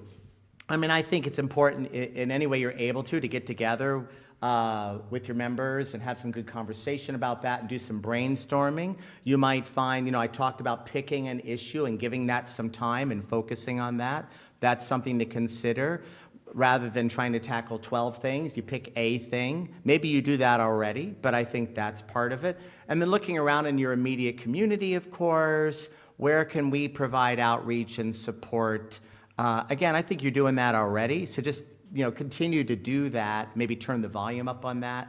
But I think maybe getting together and having some brainstorming and discussion about what we could do in a real kind of concrete kind of way. I know that's kind of vague, but I think that conversation might be the starting point. I just had a comment to share. Your presentation style and speaking are so enlightening and also, if you forgive me, entertaining. You must get amazing course evaluations. Oh, thanks. And what kind of feedback do you get from your students? I get a lot of, I feel a little, I don't know what the word is, embarrassed or something, not by you, but I have to say that the feedback is generally pretty positive. The students, again, I feel so weird saying this, but it's true. The students really love me on the Hill. I mean, I get really good feedback. They're very, very, and I don't think I'm delusional about that. I think that that's real, right? There's a real, what I get really good course evals, and then what I hear over and over is people will say, oh, Dr. Dave, I wanted to take your class, but it filled up right away. So, and I'm humbled by all of that. I love the students. I absolutely adore that. I tell them that at the end of every class. I say, have a good day. I love you. I'll see you next time. And I mean it, right? I'm not just throwing the L word around. I do love them in kind of an agapic sense, if you use the Greek, sort of an agapic sense. Just really adore them. They're so precious to me. And we have a great relationship. I love my job on the Hill.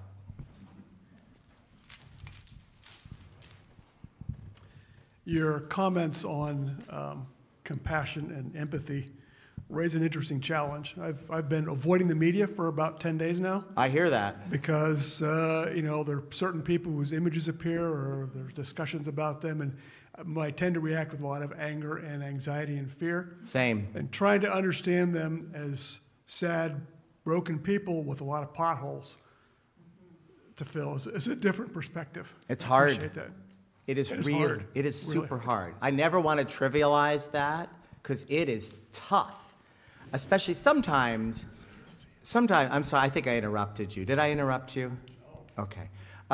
Sometimes it's fairly easy. You can see the pain and you can empathize, but some people are just such weenies. It's just hard to, it's hard to want to empathize. You know, it's hard to make that connection. It's very, very challenging. It really is. Yes, sir. Paul, do you want? Yeah, Ron's right behind you. As the project manager, I really appreciate you as far as doing something. One thing that, you know, UUs, I've been a UU for 32 years, that we're bad at, exactly, we want to accomplish the big and the bold and do something grand. And project management teaches us, especially when you've got a new team, pick something simple that's in your control. Yes. Because it doesn't, you want to have the grand, you know, you want to be king of the, you know, you want to do the grand, but it's not going to happen. Yeah. But even if it's just to get your confidence up and to build the team together, don't pick the, like you said, not just because, but for success, and build on that. Anyways. Thank you. Yeah, and accessible too, right? So you could say, here's our goal, here's how we'll know when we've met that goal. Otherwise, if you just say, we want to end racism, right? Well, yeah. But yeah, something small, measurable, manageable. Oh, I have a question. Yeah. Well, first of all, I want to say that your energy is there. I have no doubt every student loves you, and you love them. I think I do love them. They're great. I can feel it. I think. Thanks. Yeah, let's hear it. Yeah, They're absolutely. great. But now the very important question: what are the names of your cats? Oh, yeah, sure. Well, there are so many. Well, the ones that are officially ours, so there's Pusheen, Onyx, Twizzler, Mr. Schwartz, Eddie, Smokey, and Peppermint. And then outside, we have cats we feed. There's Mango, who's actually Pusheen's mom, and they have some issues. But Mango and CS, which stands for Cream Saver, because he looks a little like a cream saver. So those are the cats in Excellent. our lives right now. I approve. Excellent. Thank you. I'm a hardcore Allura-phile. Can we pass that to Marilyn. Thank you. We're not cats at our church, and we're not young people in mass, but I experience Dave once a month. It is fantastic. Aw, thanks. And the love is there. What else can I say? Thank you, Marilyn. I really appreciate that. Y'all are great over there at East Suburban and Ligonier Valley. Both congregations have been so welcoming. And you give me hope, right? Because you again, you're tireless advocates for justice in an area where it sometimes feels like that's missing.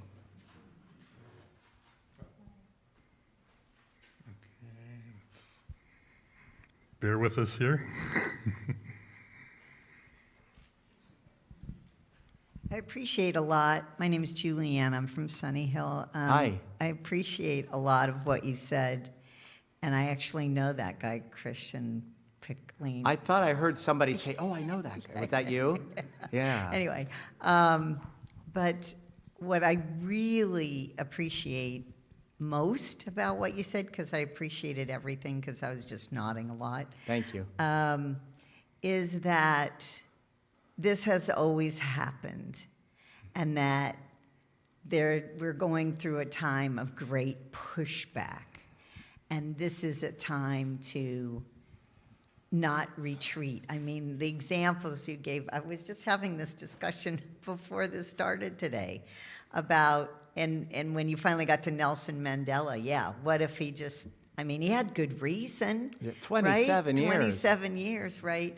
And I just really appreciate that perspective of this isn't the first time this has happened. It may not be the last time. It won't be. And we're going through this cycle. We're going through this cycle. So I really appreciate that as opposed to great despair and quit. All right. Thank you. Thank you. Thank you. We have another couple of minutes before we need to move to the next segment of our day. Any other comments or questions?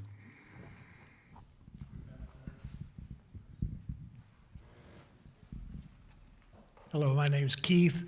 Commenting on the news and how you read that. I'm vociferously take on the news. I at least read headlines every day. Sure. 2 days ago, I read something that just struck into my heart. It was a knife into my heart. Yesterday, I could not read a single piece of news. I just had to get away from it. I was so struck by it. And I think I'll go back today, maybe tomorrow. But it's just, you have to read it though. Right. You have to understand history. And I think that's what hurts us a lot today is people don't remember history. And that was one of the knives in my heart was I said, it's this history or this history. Pick either one, but they were terrible. And so I had to get away for a day, or maybe it's going to be 2. Yeah, but I will go back because it's important to understand not only the history, but what is going on today and what's going to go on tomorrow. Yes. And it's just, like I said, I love to read the news, but sometimes it just for the first time in my life, it struck me where I just couldn't. Right. I hear that. I get that way too sometimes. There's so much absurdity. I need to take a break from it. But then you come back. I think I saw a hand there, and there's Marilyn. Thank you for bringing that up. I just recently read, maybe in the paper, I don't know, but it said, just pick and choose and reduce the number of time, the time that you spend doing that. And I have felt a lot better. Good. Yeah, it's one of the drawbacks of having constant internet access and a 24-hour news cycle, right? It's hard to get away from. Folks, at this point, we're going to take a brief break, not as long as the last one. And around 11:30, we'll start our annual business meeting. After that, of course, will come lunch. We'll give you more advice about the logistics of lunch once it arrives and we know exactly what time that'll start. But we're on track and all is well. Lunch, in case you're dying to know, is a Chipotle burrito bowl buffet. Ooh. So what's your appetite? Plus cookies and other treats. So let's take a break now. Please be back in at 11:30 for the annual meeting, which will make some announcements, elect board members, and other greatly fun things. All right. Thanks. Me gusta la comida de Chipotle.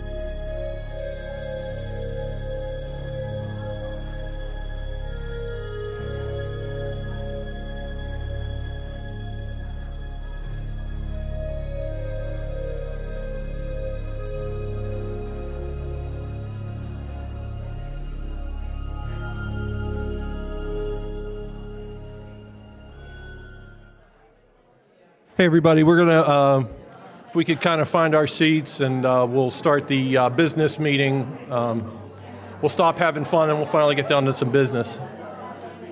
We'll take care of some business here.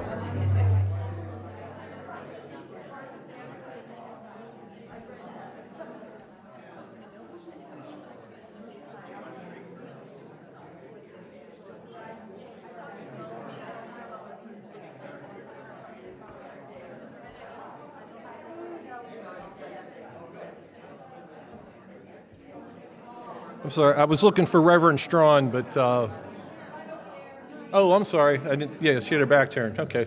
We just had a couple announcements from Rev Strawn.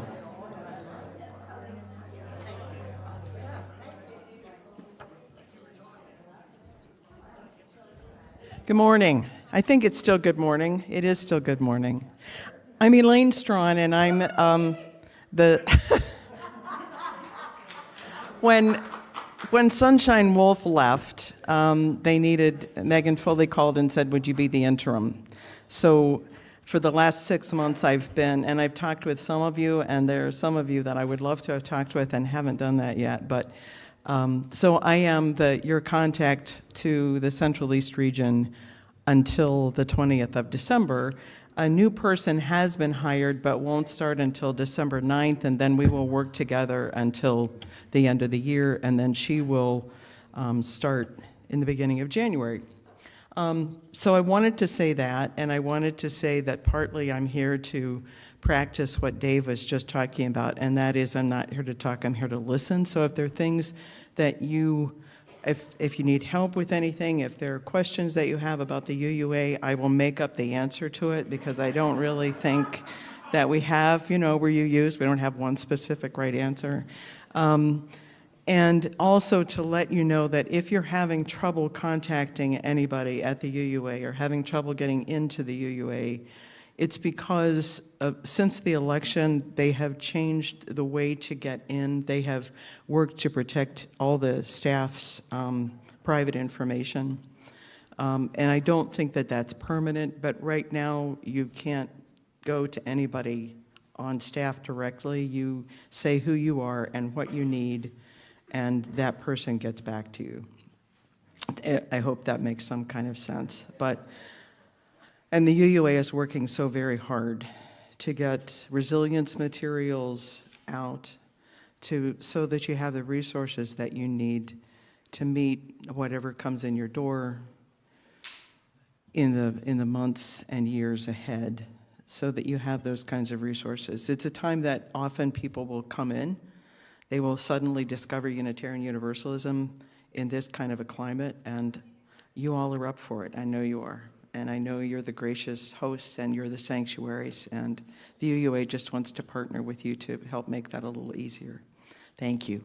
Thank you.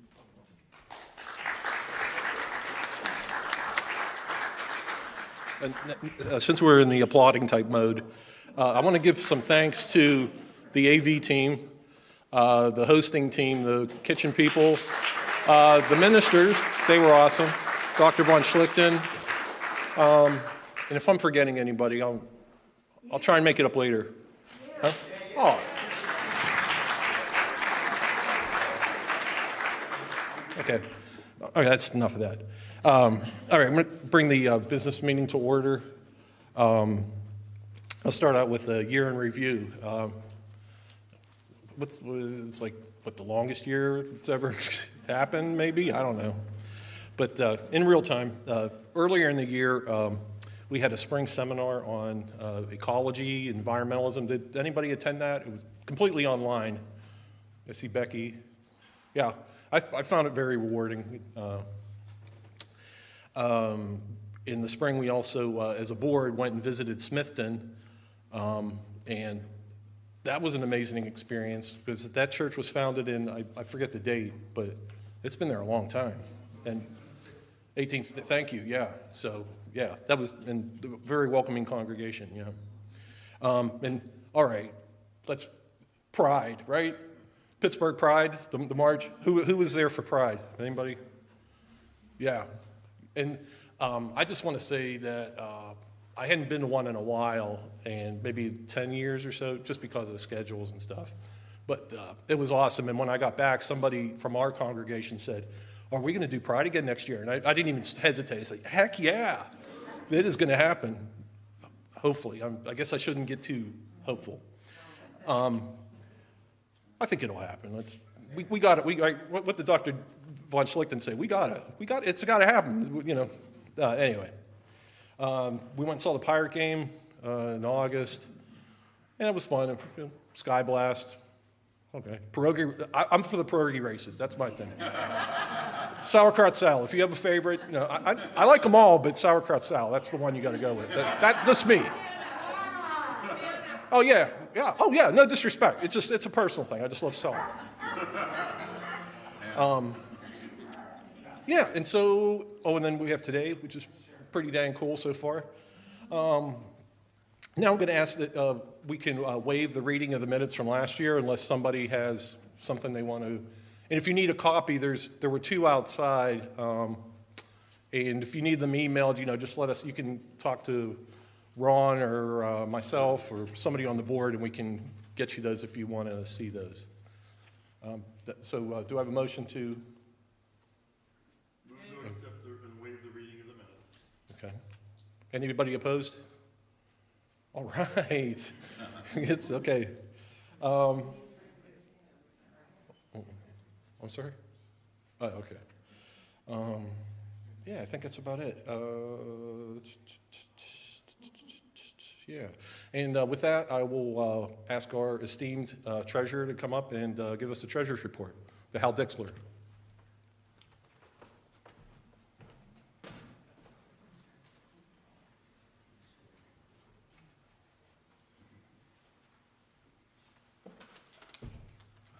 So this is the cash for today, so I'm going to Acapulco. It's not enough, though. We collected today $590, and in our PayPal account that people have been adding to by coming here, we have about $11,183. So altogether, the account of what we have in the cluster bank, or about to have in the bank, is at $11,770. So we're pretty solvent, and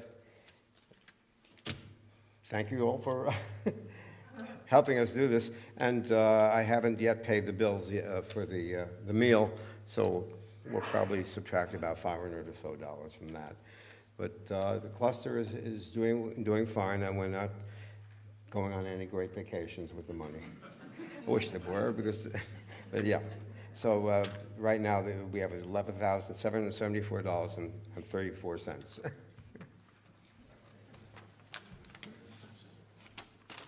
And I have a couple of quarters sitting here that we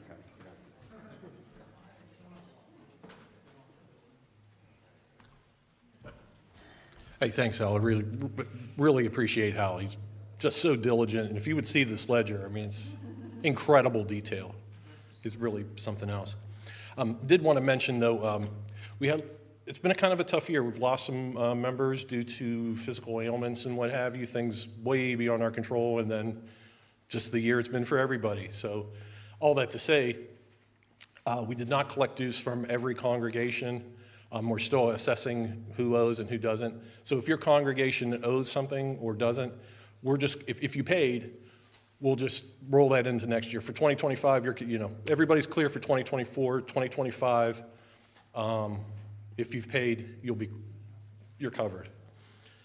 Am I forgetting something? Thank Gerard. Oh, that's right. Thank you. Yeah. And I absentmindedly forgot, we went to Girard, which is an amazing congregation, part of the Underground Railroad. And talking to a colleague at work, he says the town of Girard is haunted. And I don't know if you believe in paranormal stuff. I don't know. I think some people maybe can. Anyway, he talks about doing tours down there and some kind of abnormal stuff happening for no reason. And so with that, I would like to close the business meeting. I'm always trying to rush us. Yeah, exactly. Yeah, run smart me.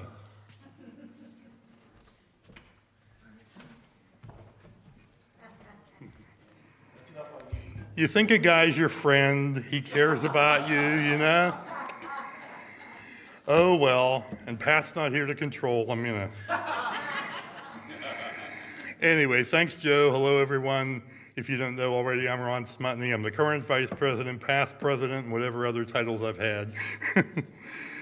We're delighted to see you here, and I think we all agree that David's presentation was just incredibly interesting and fascinating, and being a student in his class must really be a thrill. I want to add my thanks to all of you for being here today. It's been wonderful and will continue to be wonderful this afternoon with our choir and panel.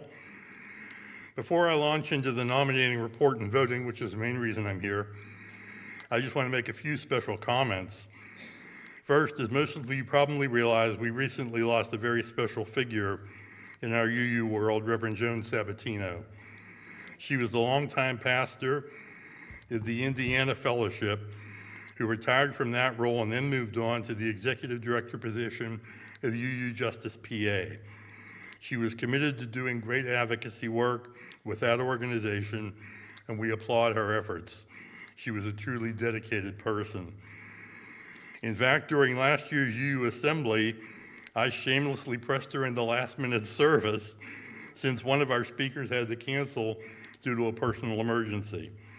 In typical form, she said yes immediately and rose to the occasion, delivering a wonderful presentation on the latest initiatives of UU Justice PA. Needless to say, she will be greatly missed by all of us.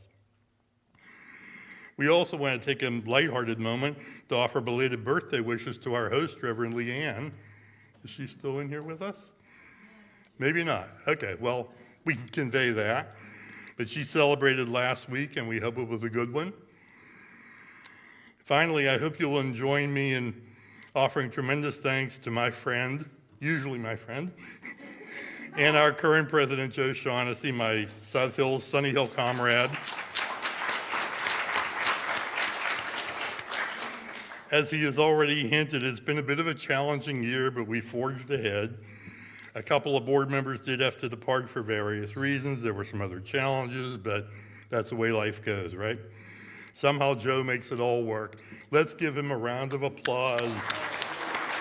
Yeah. Yeah.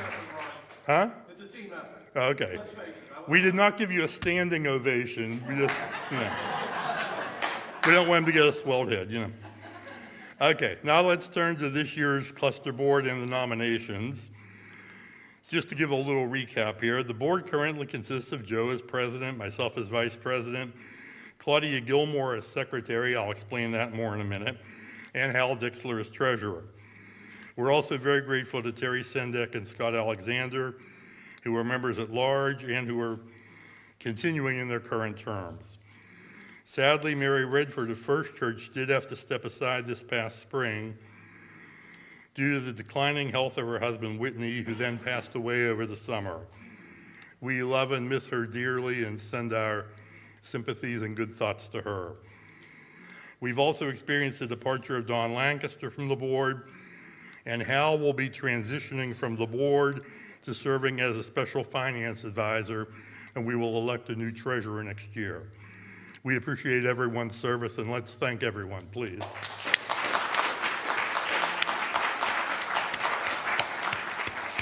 So the year of transition has gone on, but we've rolled with it pretty well, I think, and we're delighted to have 3 strong nominees to fill our vacancies and bring our board back to full strength for the new year. I'm now pleased to introduce these folks, and I'll ask each of them to stand while I introduce them officially. Claudia Gilmore from East Suburban, there she is. Claudia has already stepped in as a board appointee, which we're able to do when we have a vacancy. So she has stepped into Mary's role as board secretary and finishing out her term very well. She's now running for a full term. She's a relatively new UU since 2021. She's a former Catholic who felt the need to make a change due to a transgender family member. She first learned about the UU Church while living south of Nashville. She's a retired occupational therapist, former art teacher, art therapist, water aerobics instructor, she does it all, and a Carnegie Museum of Art docent. Her family is from the Pittsburgh area, and she has 2 daughters who live out of state. Claudia looks forward to learning much more about the UU Church and the associated groups under that umbrella. Thank you, Claudia.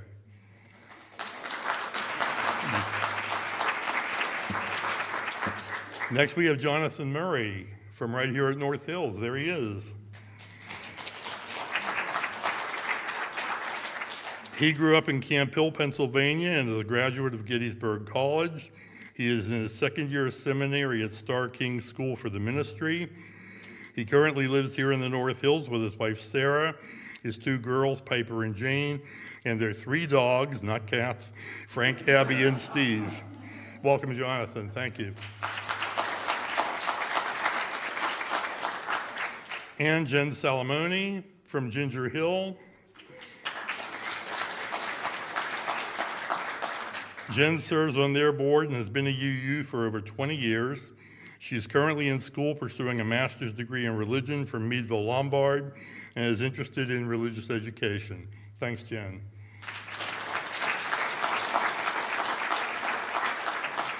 We thank these 3 very capable and willing nominees. We're obligated at this point to call for any additional nominees from the floor, keeping in mind they must have agreed to be nominated and to serve. So in that wonderful moment we wait for every year, are there any nominees from the floor? 3, 2, 1. Hearing none, nominations are now closed. At this time, may I have a motion from a delegate? You'll note we didn't do paper agendas or delegate cards this year. We're being environmental.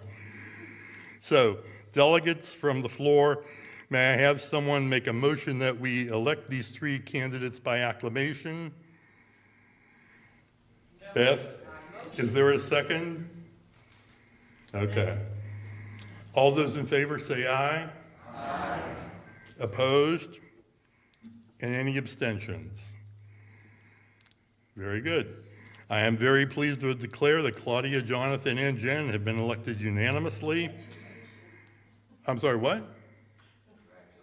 Oh, okay. Don't throw me off course here. Okay. They will officially join the board in January of 2025 for 2-year terms. There will be a transitional meeting before then just to get organized and get on track. I thank you all very much, and I will throw it back to Joe for some closing words.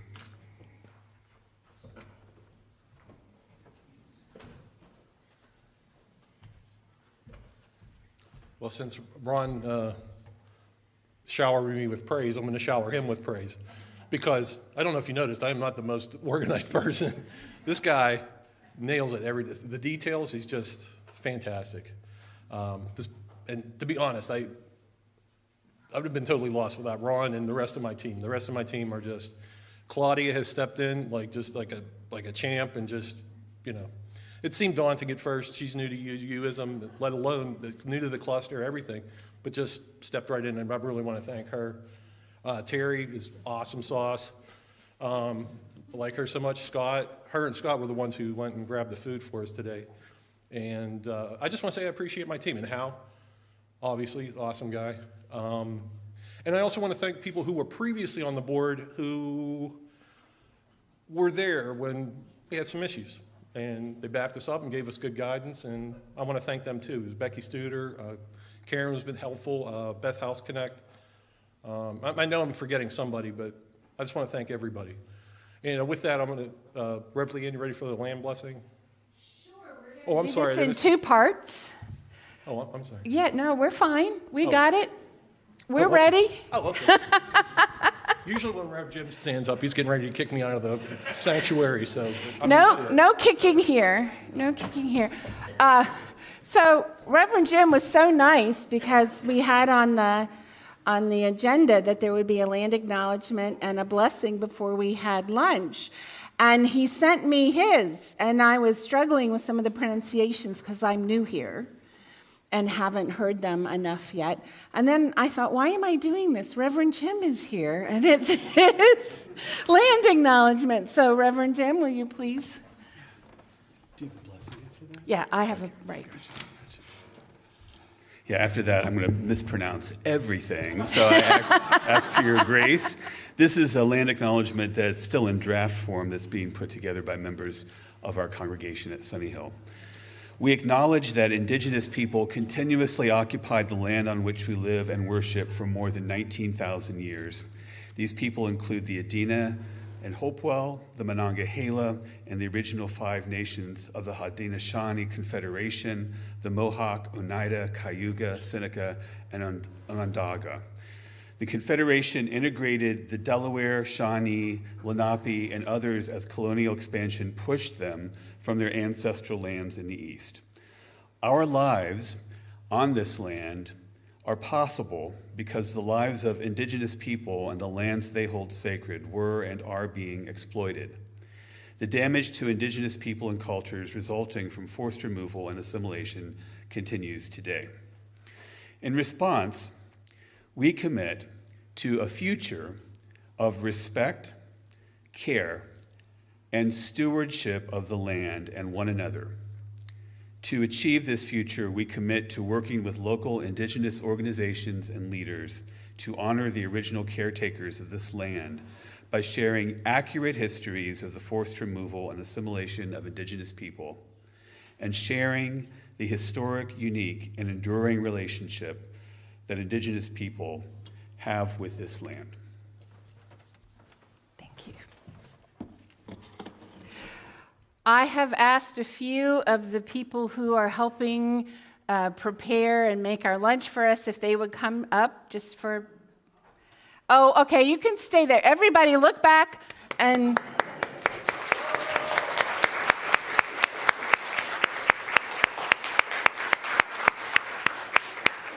Thank you all. You know they're in the kitchen because they're wearing their aprons. Join me in blessing and gratitude. Spirit of life and love and truth, we are grateful for the food that is awaiting us in Friendship Hall, for the hands that grew and processed the food, those involved in the selling of the food, and especially for those here today who have worked together to provide us with this sustenance. May the food we eat nourish our bodies, and may we find each other's presence comforting, and that sharing our stories nourishes our spirits. Amen, Ashe, and blessed be. Bon appetit, everybody.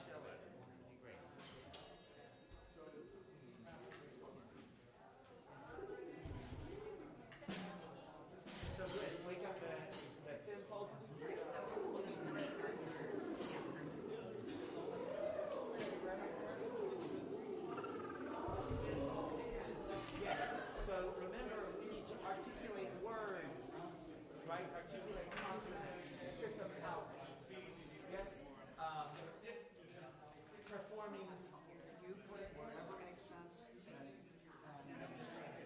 what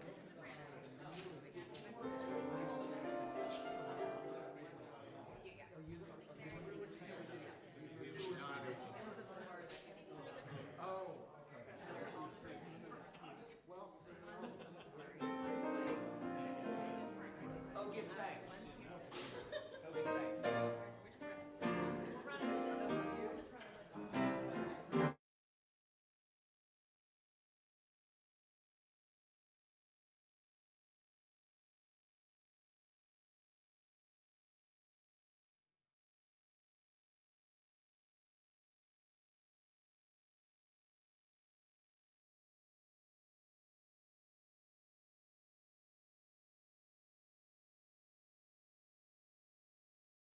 That was it.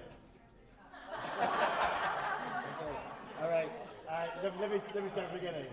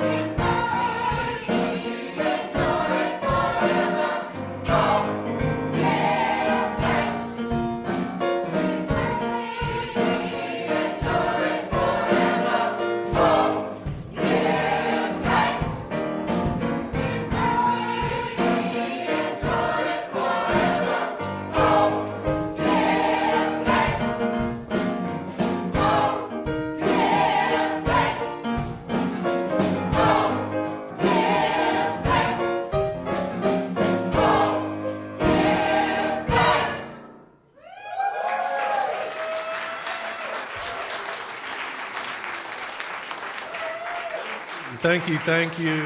Yes. The choir, they need no introduction, but Reverend Derek Tynes on the piano. Mary Pratt, and the choir. Thank you. Oh, I'm sorry, and the drummer. I'm sorry. Oh, no, you're not. You got the beat.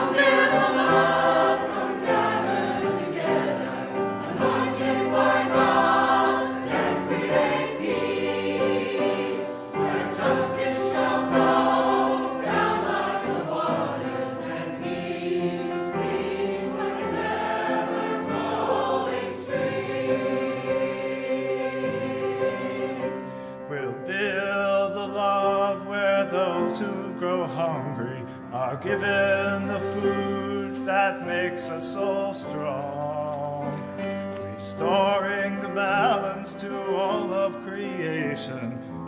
Come build a love where all will belong. Oh, come build a love where gathered together, anointed by God, and create peace, where justice shall flow down like the water, and peace, peace like a never-flowing stream. Hallelujah.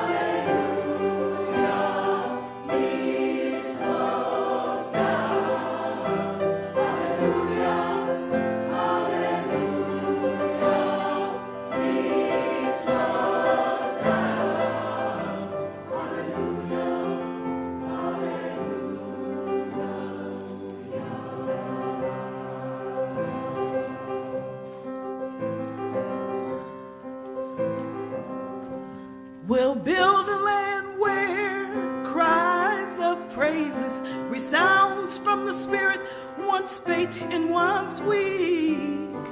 We're like oaks of righteousness stand her people. Come build a land, my people, we sing. Oh, come build a land, come gather together, anointed by God, and create peace, where justice shall flow down like the waters, and peace like an ever-flowing stream.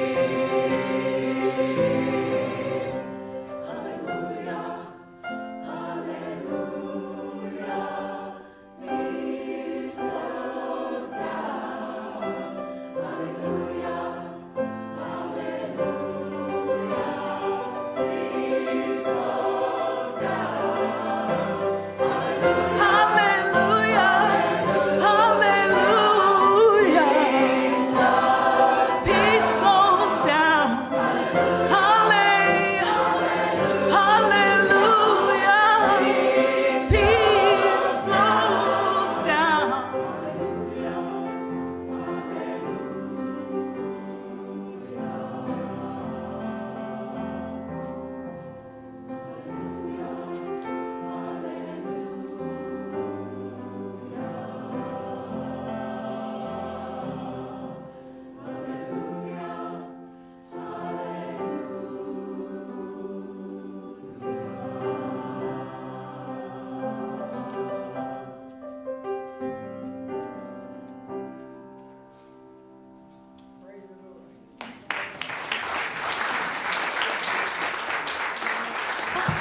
I want to acknowledge our wonderful soloist.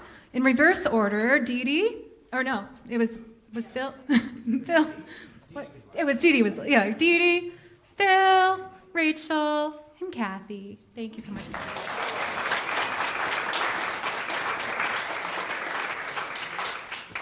Thank you to my colleagues, Mary and Derek, and also a shout out to Joyce, the music director here at North Hills, for helping organize and put all this together, and thanks to the singers behind me who've put in a lot of time and effort to prepare this music, and I think are really overjoyed to bring it to you today. So thank you. My name is Chris Rust. I'm the director of vocal music at First Unitarian in Shadyside, and I'm very happy to be here. This is our third cluster choir festival, and as you can see, it's going strong, so we're very, very happy about that. So thanks to everyone who has supported us. So I love the theme this year, meditating on peace, and so I wanted to take a moment to invite you to invoke the spirit of peace. So I'm going to ask you to take a deep breath through your nose and exhale through your mouth. And let's put our bodies into this. So would you hold up the hand sign and say peace? Very good. And would you bring your hands together in appreciation to one another and to those around you and say salam, in Arabic, peace, yes? And then the sign language for shalom, yes? Your thumb is on your temple, either hand is fine, and then coming straight out, shalom. So we have peace, salam, and shalom. Once again, peace, salam, shalom. So I would like for you to, let's take about 60 seconds, and I would like for you to find 3 people in the room, and you can do peace 3 times, you can do shalom 3 times, or salam 3 times, or you can mix it up and put them all together. But let's do what the Protestants call a passing of the peace. So would you please get up out of your seat and find people in the room that you haven't spoken to and pass the peace.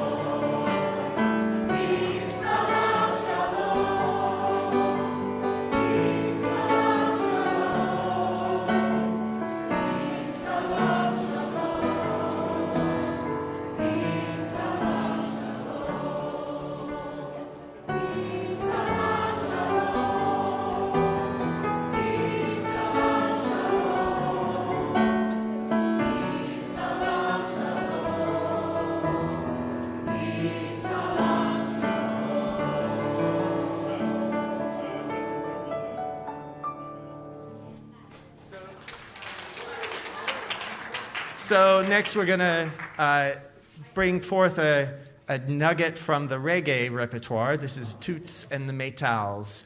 Peace, perfect peace. 5, 6, 7, 8.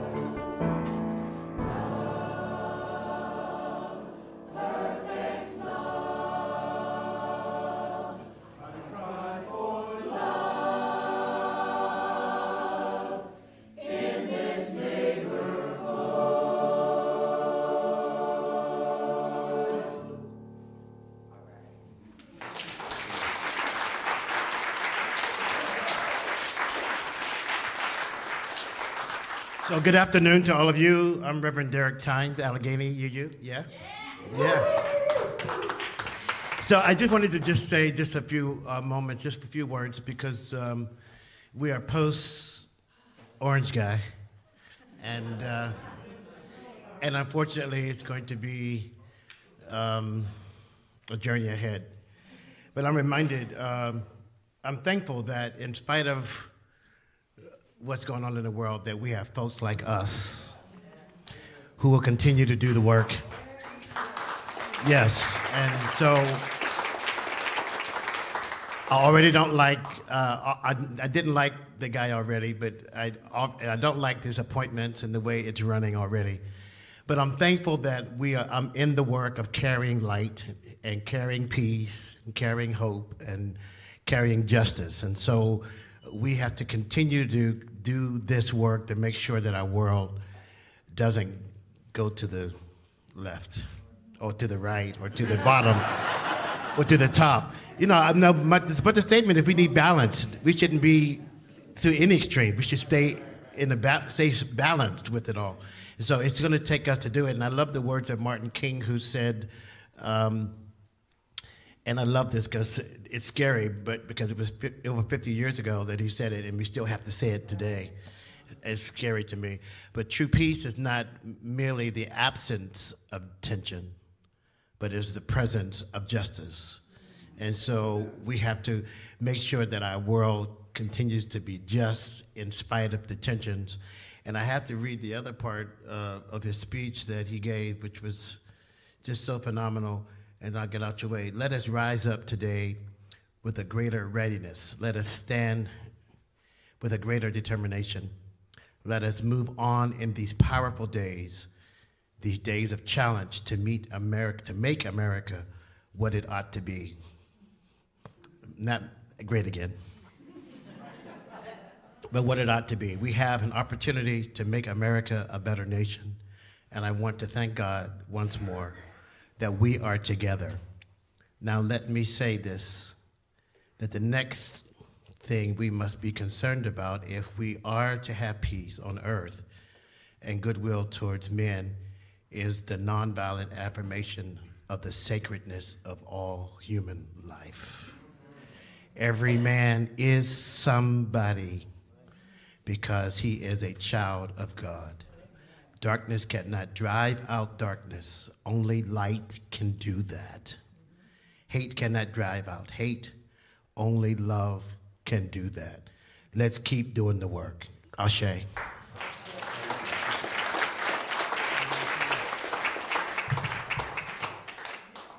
think you know this song.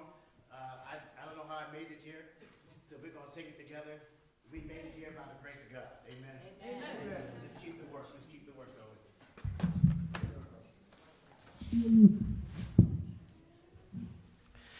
I don't know how I made it here.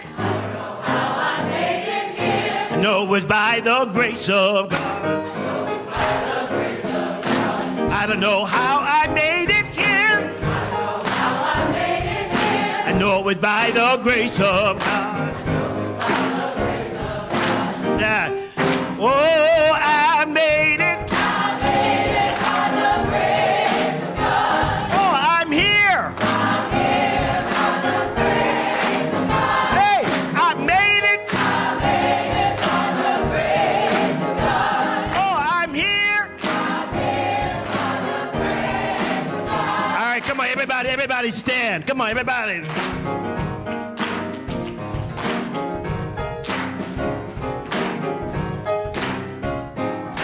I don't know how I made it here. I know it's by the grace of God. I don't know how I made it here. I know it's by the grace of God. Oh, I made it. Oh, I'm here. Oh, I made it. Yes, I'm here. Oh, I made it. I'm here.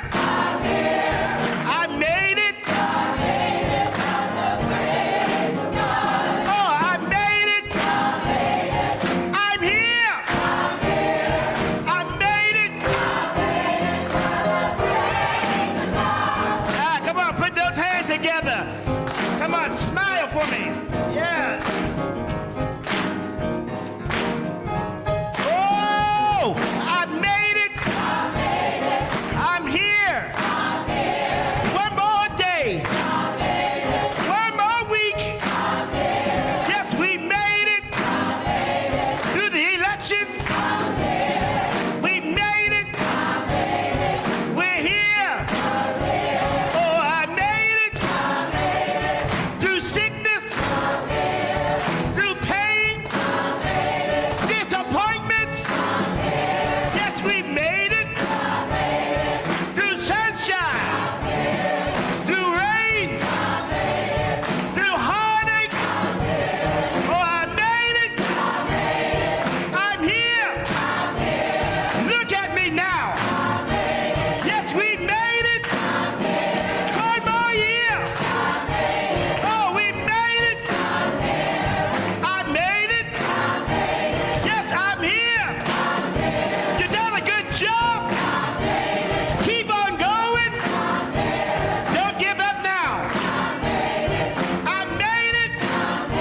One more time.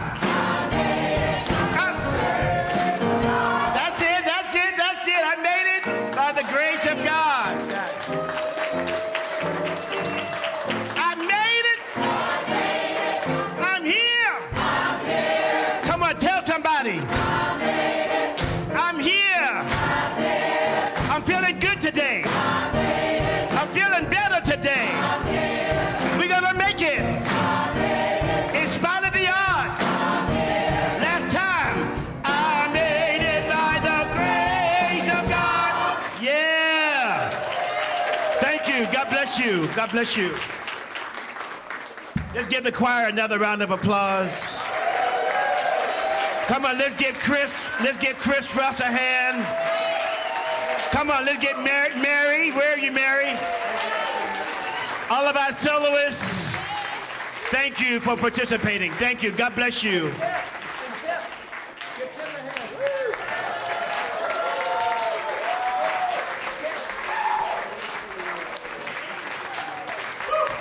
Yes, our drummer, yes. Thank you. Singers, thank you.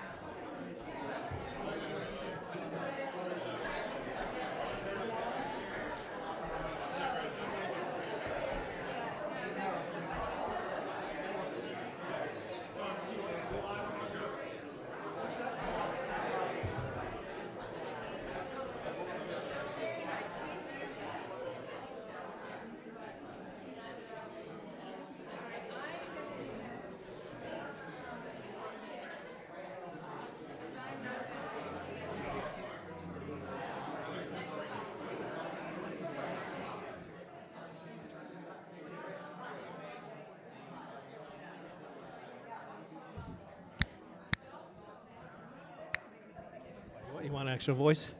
How's it going? Good voice? We got testing.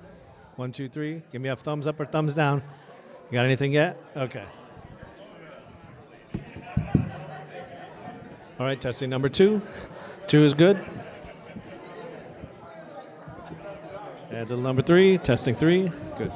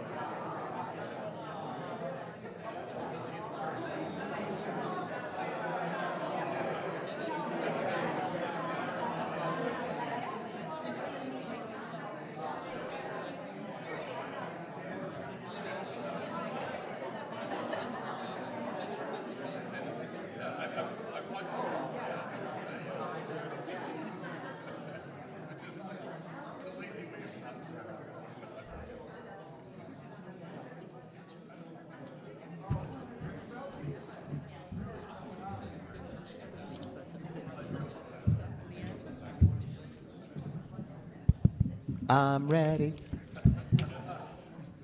Keep singing.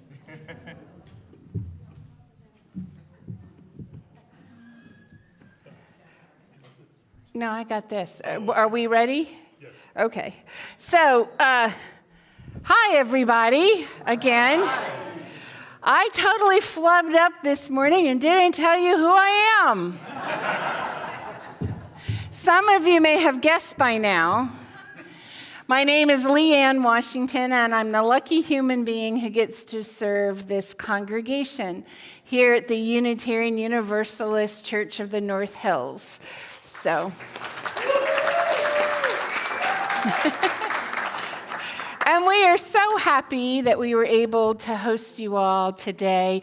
And your presence here and your energy and some of the really great conversations that I've heard have really blessed our space. So thank you so much for that. Now we're going to have a panel discussion of sorts, and I've been trying to figure out where I should be because the focus will be on our panelists. No. Down here's good. Down here's good. I've got freedom down here. And as if you were a Unitarian Universalist, you would know that that's really important to us. So I just have a few little introductions. So I think I will just do the introductions, and then we're going to ask each of our panelists to give us just a little bit more in depth about some of the work they're doing and what sphere of the world they're spending their time in. And then we have a couple of pointed questions that we're going to ask them and let them share their answers and maybe interact amongst each other if that seems appropriate to them. And then we'll have a short period of question and answer. So that's how we expect this to go.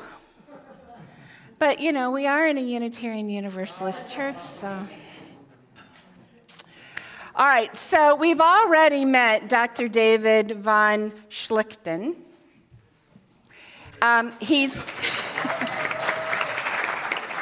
And just a reminder, he's the Dean of the School of Humanities at Seton Hill.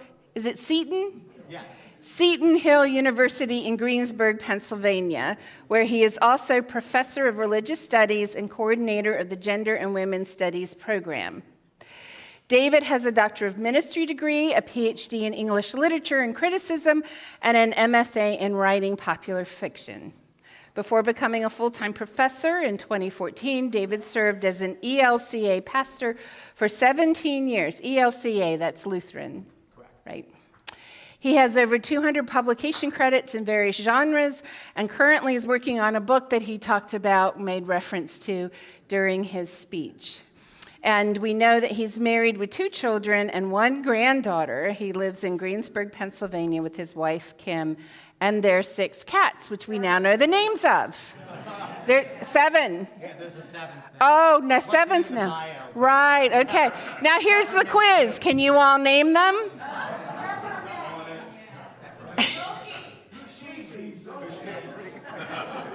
All right, good enough, good enough.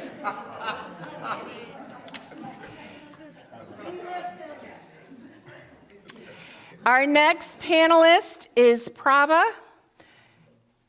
Shankar Narayan. Thank you. She's the president and CEO of Mediators Beyond Borders International, an international impact organization whose mission is to build local skills for peace and promote mediation worldwide. She's committed to partnership, as evidenced by her organization's collaboration with over 130 other organizations globally. She's a conflict transformation practitioner who has mediated, facilitated, and trained in Europe, Asia, Africa, and the US. Her public and private sector work includes conflict analysis for public-private partnerships.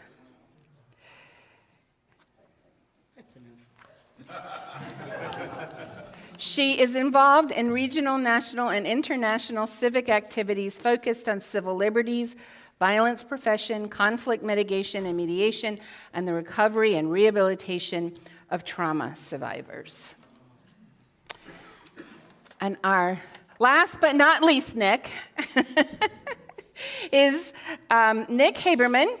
He's a Pittsburgh-based educator and founder of the LIGHT, L-I-G-H-T, Big Letters Education Initiative. He currently works for the Allegheny Intermediate Unit as the inaugural coordinator of civic engagement and anti-hate education in partnership with the Tree of Life, a nonprofit organization and the home of light.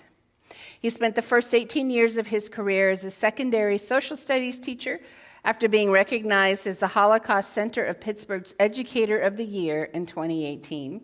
He created LIGHT as a program to transform classroom-based Holocaust remembrance into student advocacy and action for all victims of identity-based violence, and to inspire, prepare, and empower the next generation of humanitarians. He has served as a United States Holocaust Memorial Museum Teacher Fellow and a Jewish Foundation for the Righteous Alfred Lerner Fellow. In addition to being recognized at the Pennsylvania Council for the Social Studies Outstanding Teacher of the Year and Righteous Among the Neighbors by the Holocaust Center of Pittsburgh. All right, so these are our 3 panelists. So the first thing that I'm going to ask them to do is take a few minutes, 5 to 8. We have a timer for you. Jeff Coleman will be keeping time, and he has a yellow 30-second card and a red stop card to help you stay on track. So if you'll start out, Dave, then just a little bit more about some of the things that you are deeply interested in right now. And Sure, I'd be happy to. As you heard, I teach religious studies and gender studies, and with gender studies, I love both, but gender studies maybe is especially dear to my heart. So I teach courses on gender studies. We have a gender and women's studies minor at Seton Hill, and I teach the intro course and the theory course, and then some of the electives. Like right now, I'm teaching a course on women and religion. So we look at just what it sounds like. We focus on Christianity because it's Seton Hill, but we also talk about non-Christian religions too, and look at ways that religion has been a force for good for women, but also, of course, as you know, sometimes a force for bad too. So we look at that and focus on several key women, and then teach some other courses. So this spring, I'm going to teach a course called Women and Social Justice. So we're going to be looking at women who've been involved in different social justice efforts, particularly women who have won the Nobel Peace Prize. So that'll be the focus of that. And I'll also be teaching I forget if it's intro or theory in the spring. They alternate. I think intro is this spring. So we'll be doing that. So that's part of what I do. And then I've also been pretty heavily involved for probably 10 years or so with the Blackburn Center, which is a nonprofit committed to ending gender-based violence. They provide a shelter for victims, female or male, although gender-based violence domestic violence tends to be heavily gendered. So with gender-based violence, it is frequently the case that women are the victims and men are the perpetrators. We know, of course, anybody can be a victim and anybody can be a perpetrator, but that is the breakdown tends to be the way I just said. So Blackburn has tended to focus on that. But Blackburn is committed to ending violence, period. It's a pretty lofty goal, but that is the mission of the goal. And so to that end, I served on the board for a bunch of years, and then I was also in the Social Transformation Subcommittee. So what that means is that Blackburn tries to address tries to provide relief for those in need, of course. So it provides the shelter. They'll give you an attorney if you need to go to court, and provide you with advocacy that way, and counselors and so forth. But we also look to try to address primary prevention. So what that means is looking at root causes of the violence and how do we prevent that from happening in the first place. And so that's a really key component of what we do. It's also something we focus on the Hill, too. Seton Hill has a long partnership with Blackburn. So it's the idea of charity versus justice. So charity is providing relief, helping those in need. Justice is what's wrong with the system so that we can fix that so these problems don't happen in the first place. And Blackburn and Seton Hill both have been very committed to both. And I have focused on that in particular. I told you my issue of focus tends to be gender equity and advocating for women as an ally. That's what I focus on. But of course, that spreads out into multiple areas, right? You have kind of a Venn diagram. There's a lot of overlap.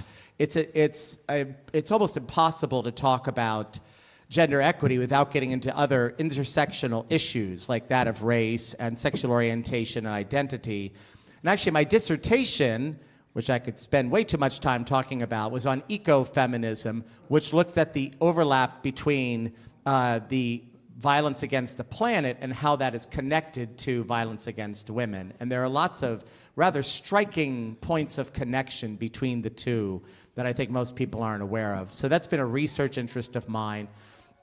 And then also, as I mentioned, so we talked about the cat book, but the other research project, this is with, gosh, I can't remember the publisher. They just bought somebody else out, but I think it's Lexington. It's a book on looking at misogyny in certain iterations of Christianity and how that has contributed to gun violence in the United States. Oh. We know that with gun violence, there is a strong gendered component to that. Shooters are overwhelmingly male, and many. It's hard to you don't want to oversimplify shooters. They're a complicated population, but there's a strong tendency towards negative views of women. There's a lot of kind of hierarchy and misogyny often embedded in the ideology of many shooters.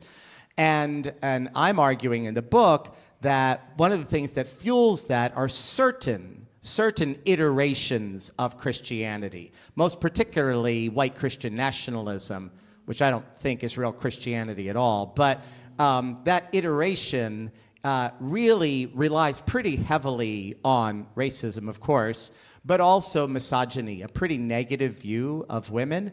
And there's some real parallels. And I think there's even a causal link between that kind of violence and misogyny over here in white Christian nationalism and how that impacts some people who then decide to become shooters. There's a real connection regarding violence and gender there. Those are some of the things that I'm working on the Hill, doing that research. The rough draft for that manuscript is at the publisher. It's getting peer reviewed now, and I'm waiting to hear back about that to see what changes they want me to make. So working on that project, teaching these courses, And then involvement with Blackburn. Blackburn has a Walk a Mile in Their Shoes event every spring, so I'm involved with that. So those are some of the things. We have a feminist collective at Seton Hill, and I'm the faculty advisor for that, but unfortunately, for whatever reason, it's been kind of dormant lately. It's motivated by student interest, and I'm hoping we can revive that. We've done an equal pay rally in Greensburg every spring, so I hope we can at least do that this spring. I'm not quite sure what's going on there with the students and why there isn't a whole lot of interest there, but that's, again, we'll have to investigate that. So that's some of the things I'm doing and thinking about and working on. That's probably enough for it. And the cats, of course, but all of these, always the cats, but all of those things are some things that are kind of percolating.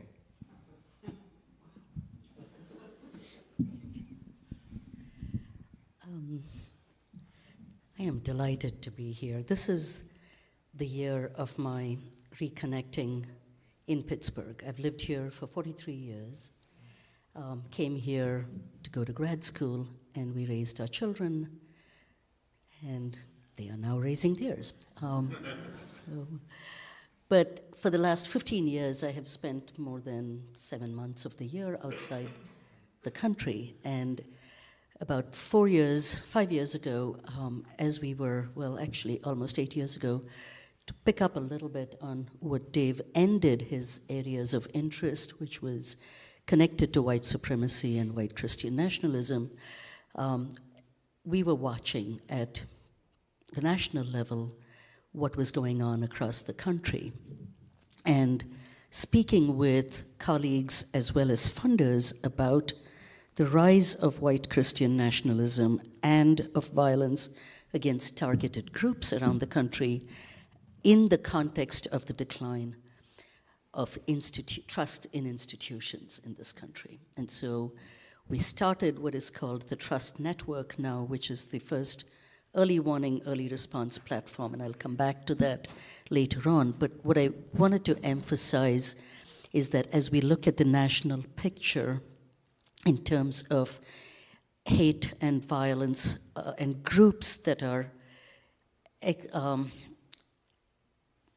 violent in their extremism and in their radicalization, Pennsylvania is amongst the top in the nation. We have the horrendous, ignominious leadership in that area, and there are white supremacist groups. If you look at the Anti-Defamation League's website and their heat map, you can find them. You can also find them on SPLC. We aggregate all of that data. And in that context, what I also do personally is serve as a coach for people who are in the process of considering exiting violent extremist groups. So if you know individuals, schools that might be interested, I volunteer I work with an organization called Restore. It's called the Restore Network, and the focus is on strengthening our communities to prevent hate and violence, and I'll talk a little bit more about that later. But I wondered if our amazing tech folks could play a 2-minute video, so I'll use most of my time to share a little bit about the organization called Mediators Beyond Borders International, which is a global organization. I happen to run it from my home in Pittsburgh in the South Hills. We have an office in DC. Our board and staff is scattered around the world. But the reason I joined the organization is the story behind it, and that's soon after the Iran-Iraq war, as we were watching bombs dropping everywhere, and war truly entered our living rooms in a way that it hadn't before. A group of us got together and said, somewhat idealistically, wouldn't it be wonderful if we dropped mediators and peace builders instead of bombs into war zones? I am also an adrenaline junkie. So that sounds really cool. I want to be helicoptering into places. And so out of that idea came the organization, and I'll share a short video that will give you a better sense of it. Violent conflict has become too common all over the world. How can we prepare communities to live together and accept people's differences peacefully?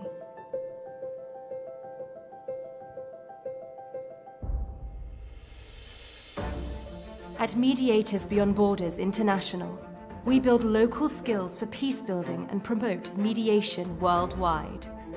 We create the soil for peaceful cohabitation, to prevent and resolve violent conflict, to bring healing and reconciliation, to equip local peace builders and change makers all around the world. We do this through different creative methods: problem solving, creating meaningful connections, nonviolent communication, restorative circles, negotiation, collaboration, mediation, working with local grassroots organizations, creating connections, a sense of community and trust to change the current violent narratives globally. We have achieved a lot. Leaders' lives were saved. Combatants were safely reintegrated into their village. Women prevented violence at elections in their countries. Students were trained to be peacemakers. Doctors saw better health outcomes for children. But we have so much more to achieve. Anyone can be a peace builder. Your commitment, dedication, and investment makes the difference. Become a part of an international network of peace builders from over 120 countries, taking action to build a more peaceful world.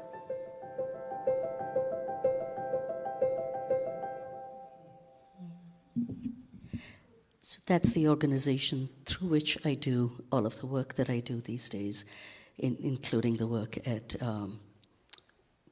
promoting and supporting the exit of violent conflict. Ideologically violent offenders. I think once is enough.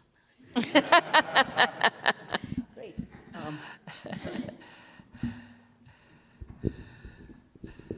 Hi. Oh, your time's up. Yeah. My job is to help students and teachers be able to talk about the things that you just learned about. I entered the classroom in 2005 thinking I would retire from the classroom 30 or 35 years later, but within my first year, I met my first Holocaust survivor and got a different calling in a different direction, still education, but over the years, I've worked to help people, especially teachers, be able to talk and teach about genocide and mass atrocity prevention and awareness in a way that promotes Holocaust, genocide, human rights teaching. So how this all began is I grew up in Etna, which if you don't know is like right down the road. I didn't know many people who looked different from me. I grew up in the Presbyterian Church. Again, I didn't know many people who looked different from me. And when I went to the University of Pittsburgh, I realized that the world was a very multicultural place, but my community, my school district, had not been a very multicultural school district. Whenever I graduated, my school district was 99% white.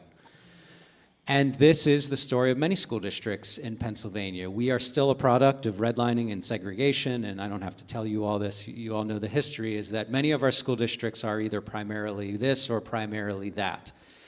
And whenever I entered the classroom, I was expected to be the expert in the room on everything. I was supposed to be the expert on civil rights. I was supposed to be the expert on the Holocaust as a non-Jew. I was supposed to be the expert on all this stuff. And I realized how unprepared young teachers and even old veteran teachers were to teach and talk about these difficult things. I received some advice from some very wise family members who are also educators. They said, don't pretend to be an expert on something you're not an expert on. Bring someone with lived experience into your classroom to talk about these difficult things. The first opportunity I had was in my first year of teaching. I got to the unit on the Holocaust and realized I had no business pretending to be the expert. Thankfully, we have a Holocaust Center of Pittsburgh, and they, whenever I started teaching, had between 60 and 70 Holocaust survivors that teachers could call on to bring into their classrooms. So I was connected with a man, his name was Jack, and he had lost all his family members in the Holocaust, but when he came to Pittsburgh, he rebuilt a new life. He had children, he started a new family, and learned a new language, got a job in Pittsburgh, and he became the organizer of the survivors of the Holocaust who lived in Pittsburgh. So Jack spent his time in his retirement going from school to school, trying to teach as many students as he could about his experience. and trying to help teachers be able to talk about the Holocaust. So when I met him, it was at the very end of his life, and I called him up and I said, hey, I don't know how to teach about this. He said, don't worry, just get the kids together. Make an assembly, I'll come in, and I'll talk to them about my experience. And within an hour, my students became inspired by his story. They were prepared to share it with their family members and their community, and they were empowered to do so. He didn't say the words inspire, prepare, empower, but about a decade later or so, I identified that that was his learning style, that was his teaching style, to inspire, to prepare, and to empower. And I've since seen many survivors of many different atrocities, and they all seem to have that same framework of inspire, prepare, empower. And what I realized is that these individuals were inspiring, preparing, and empowering the next generation of humanitarians, because after you meet a survivor of a genocide or a mass atrocity, human rights violation, you become a witness and you can't forget that experience. It's a very powerful moment. But school systems aren't just built to have those experiences and opportunities. So what I ended up doing is I ended up, with my students, creating a program to put them in leadership positions to innovate in Holocaust and genocide and human rights teaching. And that's what the acronym is. LIGHT, Leadership Through Innovation in Genocide and Human Rights Teaching. I created this program, I introduced it to the Holocaust Center. We worked very closely together to figure out how to support educators on their quest to support young humanitarians. And we realized that schools were not equipped to talk about hate crimes and hate incidents. Teachers felt unprepared, under-resourced, unsupported. Everyone was siloed. We have 43 school districts, public school districts in Allegheny County, and all 43 of them have 43 different curriculum, and that's Pittsburgh Public is one of those districts, and they, of course, have many different high schools. So I quickly realized that we needed to create a network, we needed to create a movement, we needed to create a support system, and that support system belonged with the Holocaust Center of Pittsburgh. All this made sense until 2018, whenever a gunman walked into the Tree of Life Synagogue and on October 27th killed 11 Jews from 3 different congregations in our community. So we, in early 2018, thought we were figuring things out, and by October of 2018 realized we were failing to stop these acts of violence. So over the years, the Tree of Life has created, the victims' family members, community members, they've created a new organization called TOL Inc., or Tree of Life. It's a nonprofit organization. The Holocaust Center now lives in that organization. I gave my program to Tree of Life, and we work with many, many, many different nonprofits to support educators. That's our direct intervention. How do we help classroom teachers be able to have difficult conversations with their students about all of these things you've already heard about? And how do we introduce young people to individuals with lived experience of human rights violations, genocide, war? And not only how do we introduce them to this, how do we do it safely, get them safely in, safely out, but more importantly, give them action? How do we set them on a path to be able to do something with the information they have? Because we know it's not enough for them to just have the knowledge. We need them to show changes in attitudes and behaviors. So what I do is I work with educators and nonprofits to figure out how we can support one another, especially in southwestern Pennsylvania, to help our young people be the change agents that we desperately need them to be. So we look very much to the long-term change and making investments in systems change so that our school districts will be better preparing young people to prevent violence in any form. Well, thank you for that. And it seems like we do have a very nice variation of emphases and perspectives. And so I hope that you'll feel comfortable as we go through a couple of the questions, speaking to each other or sharing a little bit. We're hoping to hear a few stories. So I don't know what the time frame was, but I do have a recollection of seeing a lot of bumper stickers that said, "Think globally and act locally." So I'm wondering, what does that look like in your spheres? And also, as I was thinking about that, and as you were speaking, maybe comment on what skills are helpful for us to develop when we're thinking about working in peacemaking and peace building. So let's go backwards this time. Let's mix it up. Nick. Yeah. I saw all of those skills that young people need a few minutes ago with the choir. It's those basic skills that human beings are, sometimes so good at, which is sharing a moment with one another, singing, dancing, expressing themselves, finding joy. I can't stress enough that where we are at in public education is anything that inspires joy is where the magic happens. Anything that inspires love and community that's what needs to be done. The Think Globally, Act Locally movement, or whatever we want to call it, it makes me think of an individual. His name's Father Patrick Dubois. He actually came to Seton Hill 6 years ago or so. So Father Patrick Dubois is a French Catholic priest. He grew up knowing that in Europe, knowing that his family had experienced tragedy and trauma during World War II, but his family never really talked about it. And one day they told him, he said, I really want to know my family's story, my connection to the war. And they said, well, go to the village and ask them, ask the villagers what happened. That's where your father and grandparents were from. And he went there, and the villagers told him horrific stories of what happened. And I'm not going to dive into those details right now. Some of you know the information. But his village was visited by a group of Nazis called the Einsatzgruppen. They were the mobile killing squads that moved through Eastern Europe, carrying out the Holocaust by bullets before it transitioned to the industrialized camp system that the Nazis created. And what Father Patrick Dubois learned is that, and it was already said, is that anyone can be a victim and anyone can be a perpetrator. And it made him really think about human beings and our capacity to do good and our capacity to do evil and the many shades of gray. And he came to Seton Hill and he spoke and he was sharing his stories, and he was at Carnegie Mellon around that same time and sharing similar stories. And I don't know if he's been back to Pittsburgh since, but there were a lot of people in the audience that were incredibly discouraged by the stories that he was sharing, because he was talking about the Holocaust and World War II, and then he started to talk about the Yazidi community. He started to talk about what had happened and was happening in Central America, what was happening in Africa and in Asia, and on average, genocide happens every 2.5 years.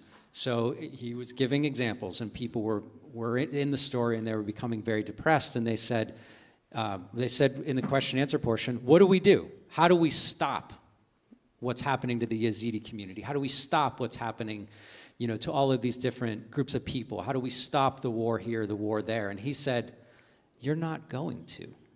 That's not your job. He said, what you need to do is you need to identify your level. What is your level?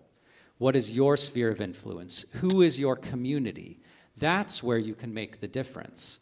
That's where you can make an impact, is the lives of the people that are a mile from your house. Yes, some of us have the ability to travel across the world and make change in other countries, but especially for my audience of 14, 15, 16, 17-year-olds, they get very discouraged when they feel like they can't actually do anything to make change. So it's so important to connect them to local organizations, local people, to their local community, and help them find ways to volunteer, find ways to intervene, find ways to make a difference. Because when a young person makes a difference and they feel that, they see that, they experience that, then they can do it again and again and again and again. And if we can model that for them and show them how to make a difference in our community, then they will have role models in their own community that they can copy. So the Think Globally, Act Locally reminds me to work at our level, in the words of Father Patrick Dubois, to work at your level, and to first identify what your level is.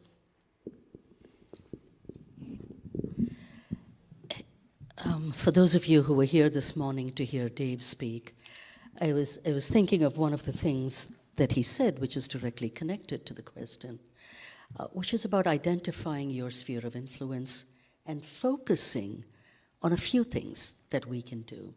So at Mediators Beyond Borders, our belief is that people at the heart of the conflict need to be at the center of its transformation. If you look across the world today, as you look at the conflicts around the world, when there is a peace agreement that does not engage people at the heart of the conflict, those agreements do not last long. So if you think about who is impacted the most by war and violence, disproportionately it's women and children. And I'll just use one example in the Middle East and come back to something local. We have, as an organization, for the last few years, been advocating that the Middle East crisis needs to have a place at the table for the Middle East crisis to be resolved. And for that particular context to be resolved, it needs to include those Palestinians and Israelis who have been working together under extraordinarily difficult circumstances together.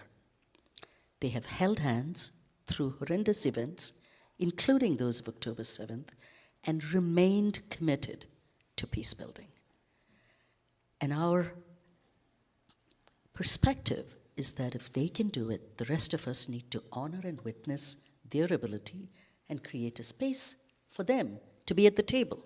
Not just those holding weapons, not just the elected officials who are heads of state, but those people who are directly impacted. And that's what we do around the world. But it all begins locally. In fact, it begins within. We begin by saying, it begins within. Look at your own perspectives, at your own biases, at your own worldviews before you intervene anywhere. So about 15 years ago, as I said, I worked as a therapist in Pittsburgh for about 20 years before I became a mediator. And my specialty was trauma. I worked with children. My first internship was at the Rehab Institute, which is catty corner from the Tree of Life, where the worst tragedy, one of the worst tragedies that Pittsburgh has experienced happened, right? And so 15 years ago, as we were forming Mediators Beyond Borders, the communities I had worked in around Pittsburgh were familiar with my work, and we as a board were taking on the responsibility of initiating something. It so happened that a principal at Arsenal Middle School, Deborah Rookie is her name, called and said, you've worked in this community. We have all kinds of difficulties because the Somali Bantu children who have been placed in this community, at that time it was in Lawrenceville, before Lawrenceville went through the kind of transformation that it has, and said they're getting beaten up, the families are getting yelled at, you look different, you smell different, you talk different, your food is different, go back where you came from. Now remember, this was a community coming out of the depression of the closing of the steel mills. And I had worked in the homes of those families for 15 years before that. And it was changing. When she reached out and said, you need to do something, I need help because I don't want our kids getting beaten up, we said we would get involved. That's how we begin, with an invitation by a local partner who says, I need help because what we are doing is not working, or we need a different perspective, a different approach. So what we created was the third side model. We engaged the community with Deborah's invitation, got to know the families, the Somali Bantu families. If you remember, about 150 families were placed in that community. Many of them don't live there anymore. They've been relocated or have moved to the north side and some other communities, and we've had subsequent waves of refugees in Pittsburgh. Because no matter what we see today in the headlines, this country has been extraordinarily generous with refugees and immigrants. That's the history of this country, right? Notwithstanding the atrocities, I mean, you have to hold, this is what I do every day, you have to hold multiple truths.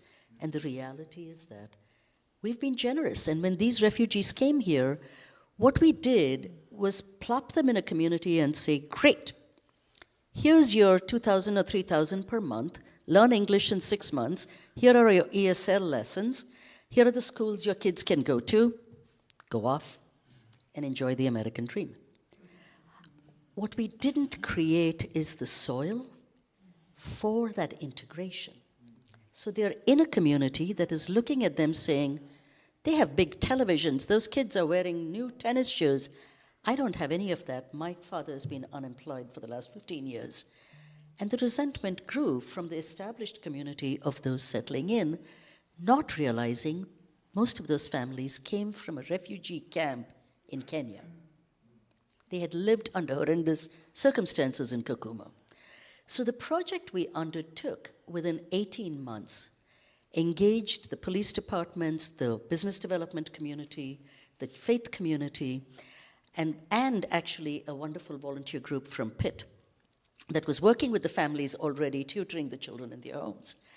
And within 18 months, what they experienced was a transformation that to this day, it warms my heart, that there wasn't any further violence. They, at the end of that process of getting to know and learn and understand more about each other, were both apologizing for what they had done, and the Somali Bantu was saying, tell us what it means. What are your values as a community and a culture? What are the rules we need to be following? That kind of preparation hadn't happened. They started opening restaurants together. They started, developing lots, vacant lots. The Somalis are gardeners and farmers and amazing cooks. And so they started doing all of these things together, and all of this happened within 18 months. And I use that as a local example. Yes, it is a global organization, but all of our work happens like this in neighborhoods around the world. And to me, that is extraordinarily important, and it's the only kind of sustainable peace. And I'll add one thing. We live at a time of what we call polycrisis, right? The most extraordinary separation, wealth distribution, isolation of wealth in the hands of fewer and fewer people, a global climate crisis, pandemics. Unfortunately, this will not be the last. And the dislocation of the largest migration of population in the history of mankind. People have always migrated, but this is the largest migration we are seeing. If you look at UNHCR numbers, I used to do this and say it is 80 million, 90 million, 120 million. The number keeps changing rapidly, unfortunately, because people are dislocated by climate conflicts and violent conflicts, among other things. So what we say is we will all have new neighbors. And the Somali Bantu in Lawrenceville are a great example of the new neighbors in Pittsburgh that we were unprepared for. And I take pride in this city being an extraordinarily warm and friendly one. So after 43 years here, I think there's a lot we can still do for those who are continuing to come into our communities. Wonderful. Thinking about being inspired by my colleagues up here, but also thinking about thinking globally, acting locally on the Hill. So I'm going to sound very stereotypically professorial here, but it's what I do. So one of the things we try, this is going to sound sort of cliche, but it's so important. One of the things we really work hard at doing with our students is getting them to think critically. And I know that's what universities always say, but it's really important because there's a tendency, and I say this with love for our students, but a lot of them, they're like 18, 19 years old, and a lot of them just don't know what they don't know, and sometimes have kind of somewhat naive worldviews about things. Or they sometimes will oversimplify complicated issues. I mean, there are lots of older folks who do that too, but I work with, sometimes I'm one of those people, but I'm working with this population. And so to help them understand that you don't automatically just accept as true everything you see, help them to know about confirmation bias, help them to check sources and not just question assumptions, all of that sort of thing is important so that students can make informed decisions and not just automatically swallow whatever they see on social media. And I think students have a certain amount of savvy about that, but I think they're also easily taken in. And then there are some students who are very well informed about current events and some students that really don't know at all. And then we see some students who really don't, and I don't mean anything snide by any of this, but they don't really have a particularly good sense of history, European, American, let alone the rest of the world, Asia, Africa. They just don't have a good sense of that at all. And that's not putting down K through 12 or anything like that. I don't know why they don't have a good sense of that. But part of our job then is to educate them on all of those things and then to help them think about what they can do with that. For example, in addition to teaching religion and gender studies, sometimes I teach first-year writing because, I have an English background. So I'll teach first-year writing courses. But first-year writing today is not the first-year writing course that I grew up with. So I grew up with first-year writing courses where you went and you learned how to write papers, and that was that. This is we still do that, but we also work on multimodality. So how do you put together a PowerPoint presentation, for instance? How do you make videos, things like that, because lots of students will do that. But then the other thing we look at is cultural literacy and helping them to be more aware of these different issues of injustice. Because we get people from all over the country and around the world on the Hill, and our student population is steadily growing more diverse. But still, the vast majority of the students at Seton Hill are white and from southwestern PA or the immediate area. And so, and some of them are pretty conservative, frankly. But a lot of them they don't know, right? They don't have that broader perspective. So we help them to have that broader perspective. We have a diversity requirement, and we try to expose them to different cultures and genders and so forth, and try to do all of that to help them understand that the world is bigger than they think it is, that to help them be able to think more critically and independently and really ask serious questions and so forth, and then also to have greater empathy. So one of the things we have at Seton Hill is called Narrative 4, which is not unique to Seton Hill. It's an international organization, but we have a chapter at Seton Hill. And what Narrative 4 does is it puts people together, and you do what are called story exchanges. So usually you break off into pairs. So let's say Prava and I are a pair. So Prava and I would go off by ourselves, and I would tell Prava a story about me, Prava would tell me a story about her, and then when we got back together with the full group, I would tell Prava's story, but as if I were Prava. So I'd say, hi, my name's Prava, this is what happened to me, blah, blah, blah. And then she would do the same thing. My name is Dave, this is what happened to me, blah, blah, blah. What does that do? Empathy, absolutely. So that gets you... Sorry, I grew up in the 80s. Absolutely. So it helps you to get to listen to people and connect with people and exchange stories. And it sounds like a simple thing, although some people find it rather intimidating. That can be a really unnerving experience for some folks. But we've found in general it's very effective. So I think the global piece is helping students to be more aware of larger issues and complexity. One of the things I do as a dean is I observe colleagues, especially if they're up for promotion. So I sat in a few weeks ago and I observed our poli-sci professor, who's awesome. Dr. Ronnie K. Odell is fantastic. And Ronnie K. had some program up on the screen, and she broke the students into small groups, and each small group was assigned a country. And they had to look at how that country was expending energy. Like, what were they spending their energy on, like in terms of workforce and resources and things like that. And then you could compare that to other countries to talk about how are different countries around the world using our resources, and how could we use them more effectively. And of course, we know that among the top offenders in terms of pollution are America and China. So we look at that, and then look at all of those things. So that's another example of helping students to see kind of the broader picture that they may not have. And then the local part is, what do you do with that? As I said before, I think a lot of young adults, a lot of Gen Zers and Gen Alphas really struggle with anxiety. They lived through a pandemic and really tumultuous political things and George Floyd being lynched on live all these horrible, horrible things happening. So it's understandable that I think students would feel no small amount of anxiety about all of that. I mean, I feel a lot of anxiety, and I'm 55, so I can't imagine, being an 18 and dealing with this, and mass shootings. I'm sitting in school, and I could get shot to death. So they've got a ton of anxiety, and they sometimes feel overwhelmed by it all. So one of the things we do is we educate them, because education is power. We all know that, or it can be.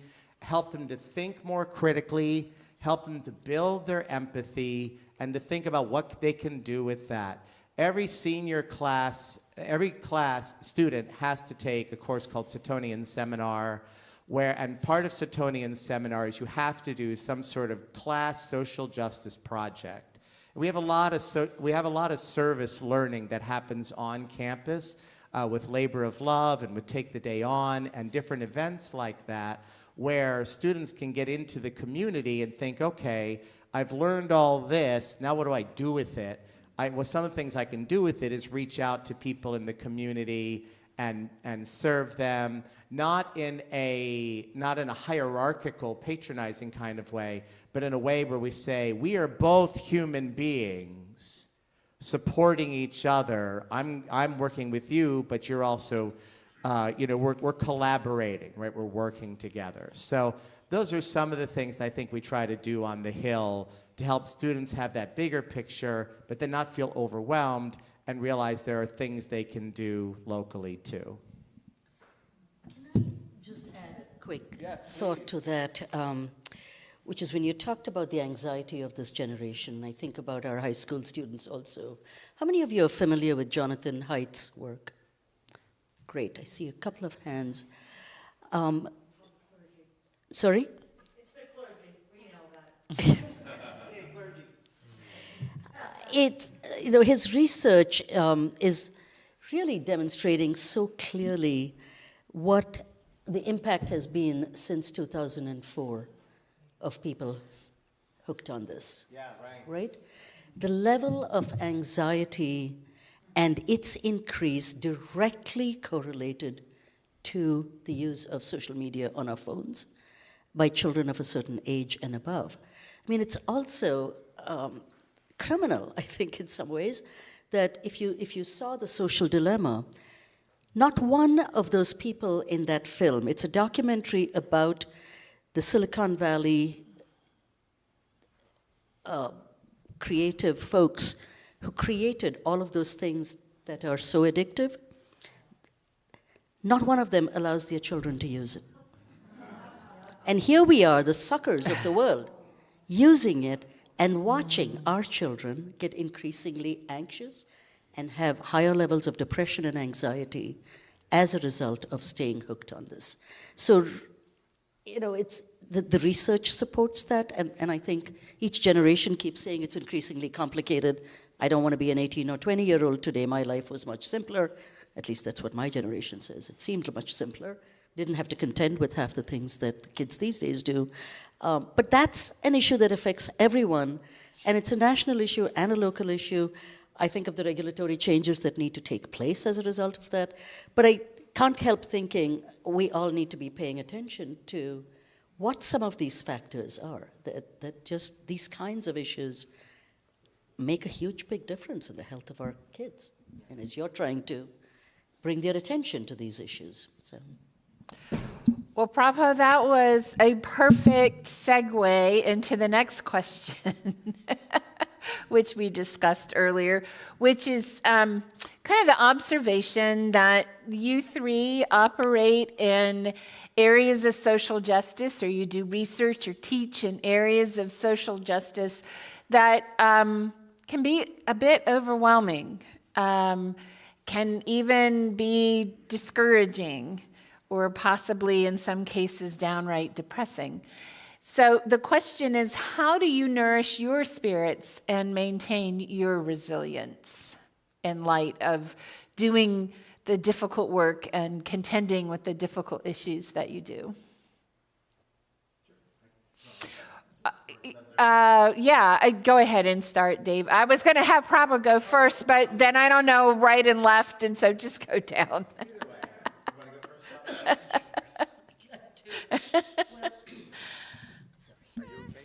I'm allergic to cats. Wow. I just realized that might be why my throat is tickled. I probably have You wanna some share fur these on me. choice Yeah, seats? there you go. You know, in my house, cat fur is a fashion accessory, so I probably have it on me. Sorry. Yeah, that's okay. I think people know who we are by now. I just realized as I sat there with my throat tickling going, oh, this is it, and I don't want to look rude by moving away. I'm a dog person. But mainly because I'm allergic to these. So one of the things I do is come to events like this. And I'll tell you why. Because isolation is the worst thing we can do to ourselves. And so being connected and being in community is extraordinarily important. Trying to do that not just with our tribes is also important. So I find every opportunity I can to be with people with whom I can share ideas and have an exchange. I'm at the stage in my life where half an hour into meeting someone, if there isn't a question of curiosity from the other side, I'm gone. I'm done. You know, I hold curiosity to be of great value. Somebody earlier today talked, maybe it was Dave, talked about developing curiosity. I think it's extraordinarily important. I spend my time, and perspective taking. I mean, those are health regimen, just like I go to the gym and I walk and do all of those things, emotionally and psychologically, making sure that I am not carrying the baggage from my previous session into my next session becomes really important. So how do I make sure I'm shaking it off in a way that allows me to continue? And one way is to stay connected. When I worked with children and sex offenders for a long time, my drive home was my period. I would blast the music, listen to the music, and by the time I got home, I see a lot of nodding heads. By the time I got home, I was able to have a conversation with my husband and children, right? The only way I got through the isolation of COVID was forest bathing. I walked my dog every day, rain, hail, snow, no matter what. I was out in the woods for an hour and a half every day, no matter what I did. And during that time, what I also recognized was that all of those skills I had learned as a therapist about helping children self-regulate were things I needed to use, right? So why do we have rituals for children? So that they begin to internalize self-regulation. So when you are doing the kind of work that is extraordinarily challenging, I mean, I was listening to stories, and I listen to this day to the stories of pain, and the word compassion was one I wrote before I came and heard Dave talking about it. It's the ability to experience the suffering of others without letting it eat your soul away takes a lot of work. At the same time, I don't want to be so callous that I don't feel anything. So how do you feel something at the same time, not be overwhelmed by it? So community is one. For me, that is a really important one. And service is my faith. I find great satisfaction in providing service. So my husband says, I'm the only person you know how to say no to. It's the classic, right? Drum set's gone, so we can't rim shot. So how many more things can you take on? But it gives me joy. It gives me joy to be in community and do things that, like the choir today. You know, that experience of upliftment for 20 minutes is worth a ton of pharmacological alternatives. Right? It's the best legal high. So I keep those kinds of things in mind, and I recognize that one's psychological, emotional health. I'm very fortunate as a therapist, I got into the habit of being in therapy as needed. So for me, just like I get an annual physical, staying in therapy during different periods of time to ensure my own psychological health is also extremely important. So I don't think I'm sharing anything that's brand new, but recognize that we carry secondary trauma when you're hearing the stories, when you're doing the social justice work, whether it's a dialogue or a session at the Holocaust Museum, whether you're listening to the lived experiences of people who have horrendous stories of pain, it affects us. And so paying attention to how we maintain our humanity while not carrying it in a way that burdens our capacity becomes really important. So that's what I got. Yeah, thank you. I'm going to build on that. The 1027 Healing Partnership is a resiliency center that was created after and during the FBI's presence in the JCC, the Jewish Community Center, after the October 27, 2018 shooting. And they try to center healing-centered learning. And everyone's heard of trauma-informed this, trauma-informed that. Every educator has been trained on trauma-informed learning. But there's a shift from trauma-informed learning to healing-centered learning, really focusing on resiliency, acknowledging that many of us have experienced primary trauma, many more of us have experienced secondary trauma, but all of us have experienced, because of these things, vicarious trauma. And young people experience vicarious trauma almost every day, especially young people that are connected to social media, because the algorithms that exist in the social media platforms are designed to take people to more extreme versions of things that they've clicked on and seen. And if you've ever, this is stupid to say, but if you've ever been on the internet, but if you've, if you've ever used some of these social media apps, they are frightening, because within 60 seconds you can go from something that is joyful and positive to, without a lot of effort, something that is really shocking and alarming and or violent or sexual or whatever it is.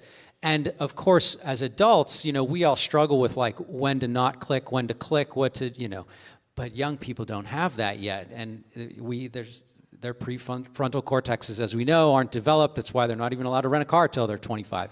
But what happens when they're 15 is they don't have that moment where they can, pause and they can look and they can think and they can decide, like, maybe I shouldn't go down that road, because these are advertising platforms.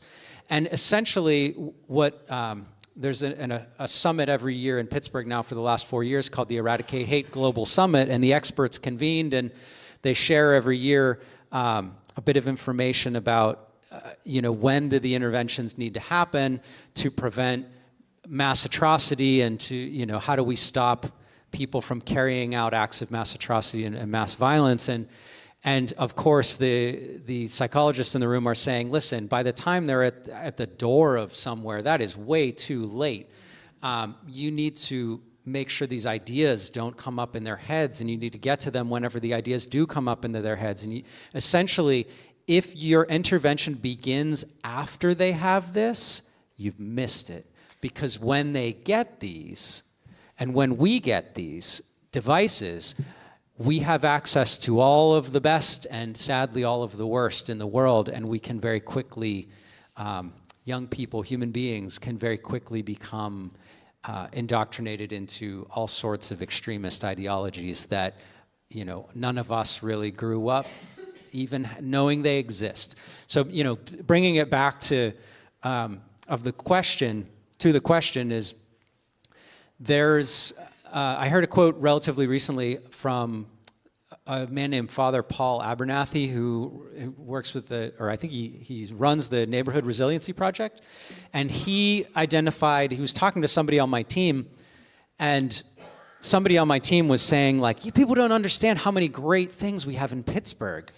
And he said, it's a problem of distribution, not a problem of scarcity. He said, we have everything we need right here, but it's just not getting to where it needs to go. And we can talk about equity and we can talk about systems and et cetera, but when it comes down to it, every single one of us in this room has an enormous capacity to make positive change.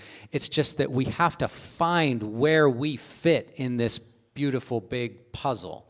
So how I keep getting up in the morning and going to work with different groups of people and who have experienced these, terrible things, and educators who are ready to quit the profession, is every time I can connect someone to something that exists that they don't have to create, it just like sparks that joy in me that I helped someone to be able to do something easier. And you don't need to have our jobs to do that. All of you can go and introduce people to new things, new organizations that they didn't know about, new programs, new opportunities, new events. And it might even be something like telling somebody when the choir that we saw is performing next. Or as soon as the man started to play the piano, I thought, I got to find out when he plays, where he plays, and I got to get people into that room because it's healing. It's healing-centered, and it inspires vicarious resilience, because when I am feeling better, I can help other people feel better, and they can help other people feel better, and it's that power of one and that can spread. And this is none of this is mine. And I encourage all of you to go out in the next week or two and introduce someone you know to something that they don't know about. And it might be something that was in this room today that you maybe take for granted because it's just part of your life. But ask yourself, what are those things that get you out of bed, and how can you introduce some new people to those things that maybe you just don't think about? Maybe you just haven't realized how important that piano is to you to be able to get through your week. Or the drums, or the solo that you heard. Whatever it is, help connect. That's what gets me to keep going. Just to give Dave the last word, I will say, if you, Putnam's work, remember Bowling Alone? Yeah. Right? Robert Putnam, amazing person. And I had the opportunity to hear him speak recently. His recommendation is go join something.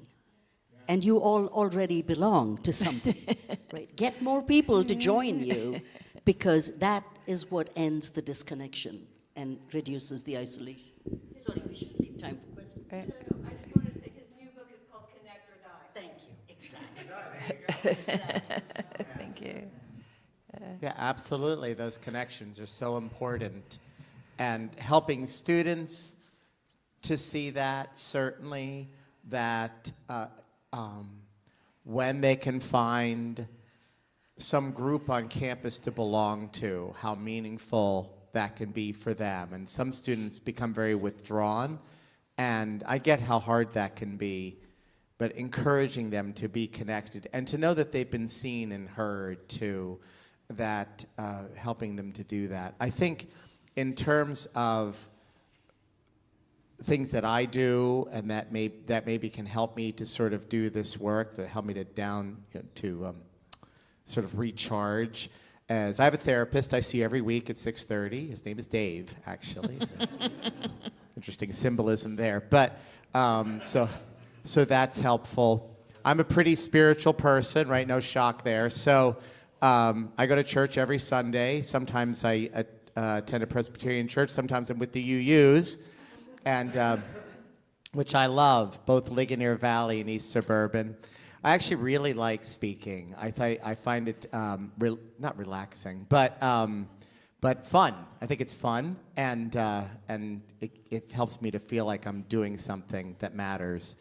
But also, even though I might have mentioned this before, but I sort of fool people because I act very extroverted, but I'm actually very introverted. So I'm what one psychologist called an occupational extrovert. So I act all animated and friendly, and I am, but then, like, I have an hour drive going home, and it sounds kind of heavenly. It's just going to be me by myself in the car looking at the fall foliage and the gray, which I really like. So having that downtime is important for me to recharge. I told you I live 1.5 miles from where I work. So, and we just have one car, and my wife, so I walk to work, which I love doing. And that to me is very, very rejuvenating for me. The physical exercise, the downtime for my mind, for my soul, walking up the hill at Seton Hill. Really, it's about a 1/2 mile walk, as I mentioned, with the trees. Sometimes you see deer out, all of that. You know, human beings are animals, so it's not surprising that we find rejuvenation in nature, right? We're really kind of coming home when we're there, just like other primates and other mammals. And then I love to write, so time for writing, time with my cats, I told you about that.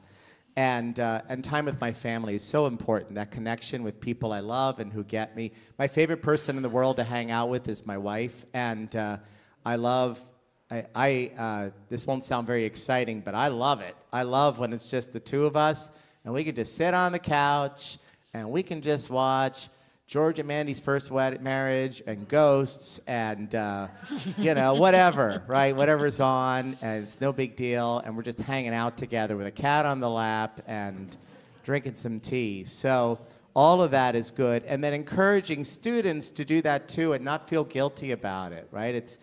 I think we have a society that sort of tells you you're always supposed to be doing something. And if you're not doing something, then you're supposed to feel bad because you should be doing something. And that's a big crock of crap, right? I mean, we need to take time as human beings just to be. You ever do that? You just sit and you just are. You're this creature in this universe, and you're just here. You don't have to be achieving something every single minute, right? We can just be. You know, there's some wisdom in Judaism and then Christianity having the concept of the Sabbath, right? It's this time you take, it's downtime built into the religion. So there's something to be said for that. So I think those are some of the things, modeling that for students. I think also trying to model graciousness for students. I tend to err on the side of the grace as a teacher and try to show that for them in the hopes that then they will give that to themselves and pass it on to others. So I guess those are some things. I don't know if that answers the question, but those are some of the things to kind of help us.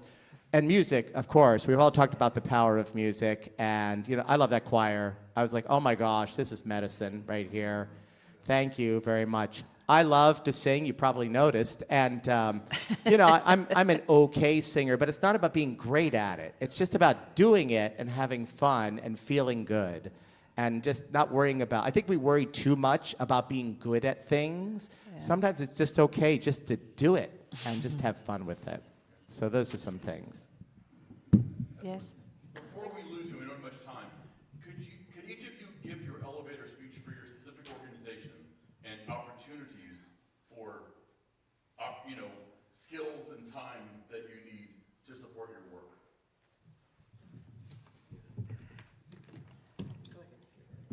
Sure. Well, of course, Seton Hill obviously is a university, so we're very student-centered. I might make a plug for the Blackburn Center, which I mentioned earlier, which we work closely with.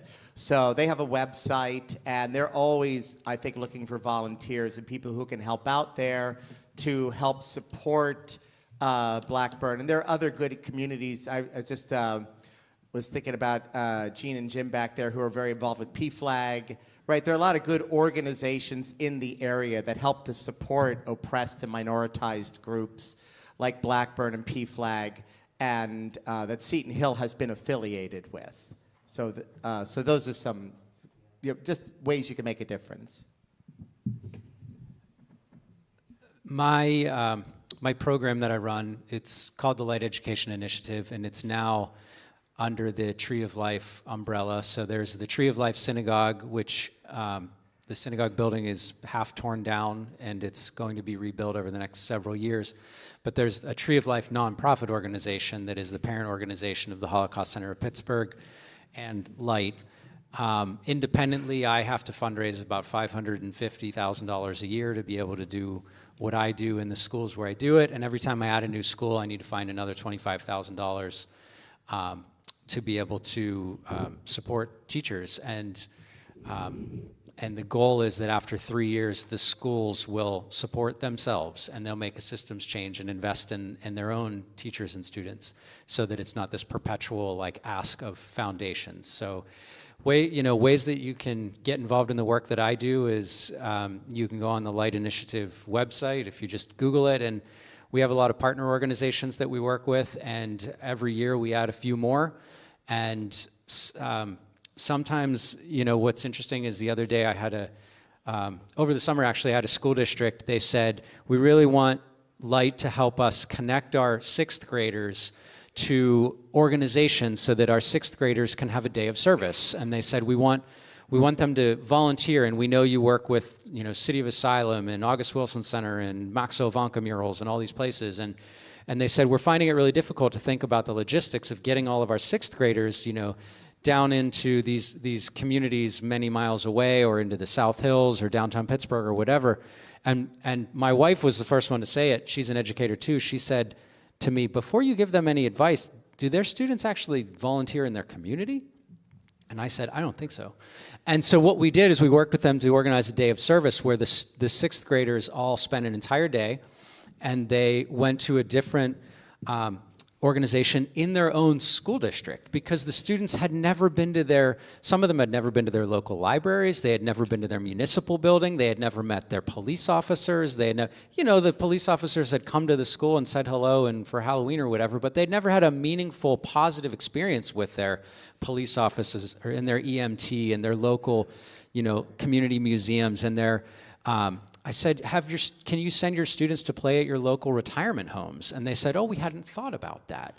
And that's where the magic happens, is not necessarily thinking about how do we, have this organization from outside of our community connect with organizations that are farther away.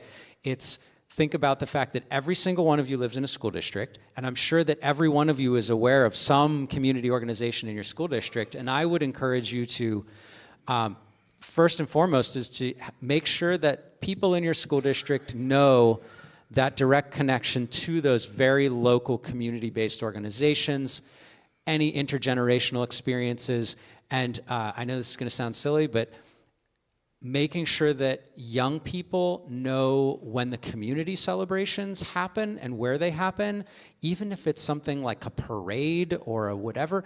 You wouldn't believe how many young people don't know when these things happen that we used to do. It was just like natural for us, like go to the parade, go to this, go to that. This is what happens on Memorial Day. This is what happens on Veterans Day. This is what the young people are not engaged with, those very simple community organizations like a library or this place. So I guess my ask of you today is to help your school districts connect with the organizations within your school district, and you can be that connecting point.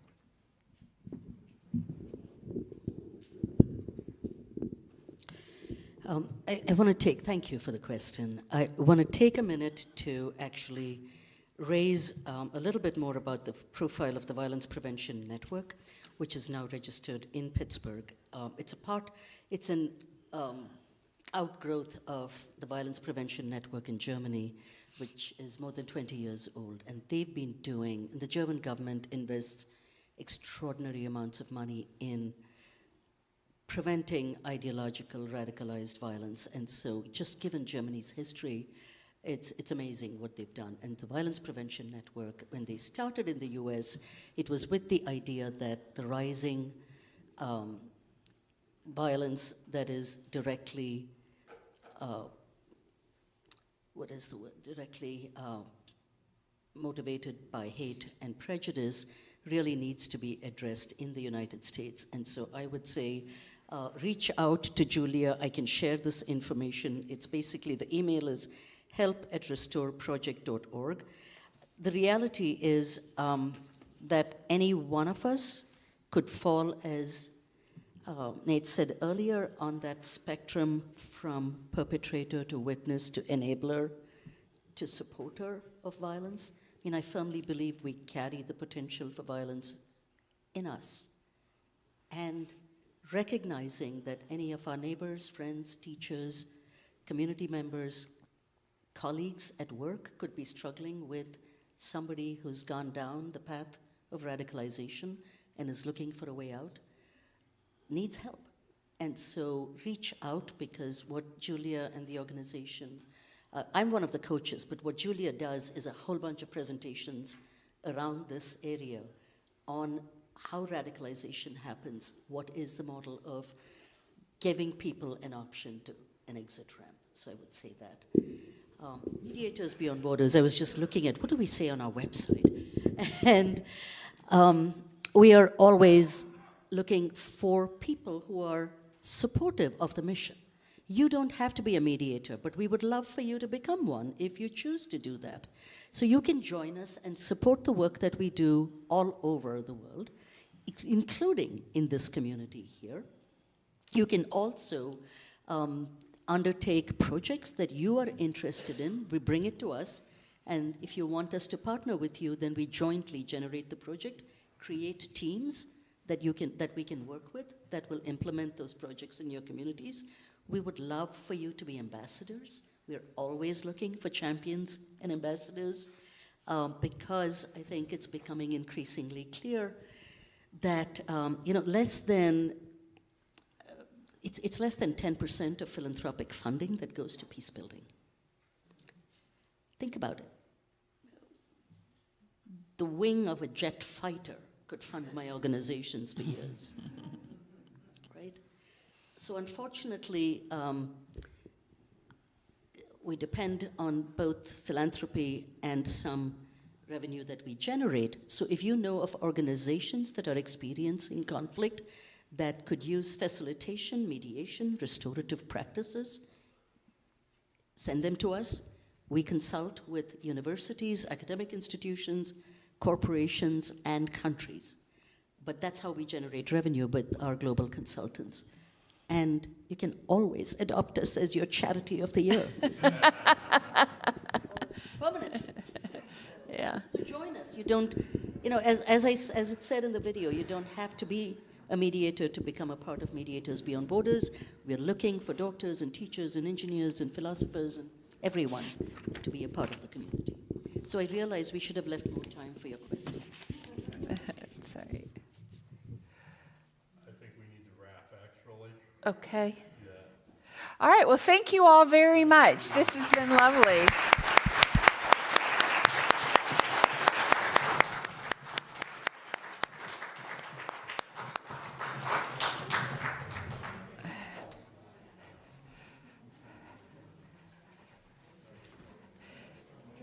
Thank you so much. Well, do we take a break?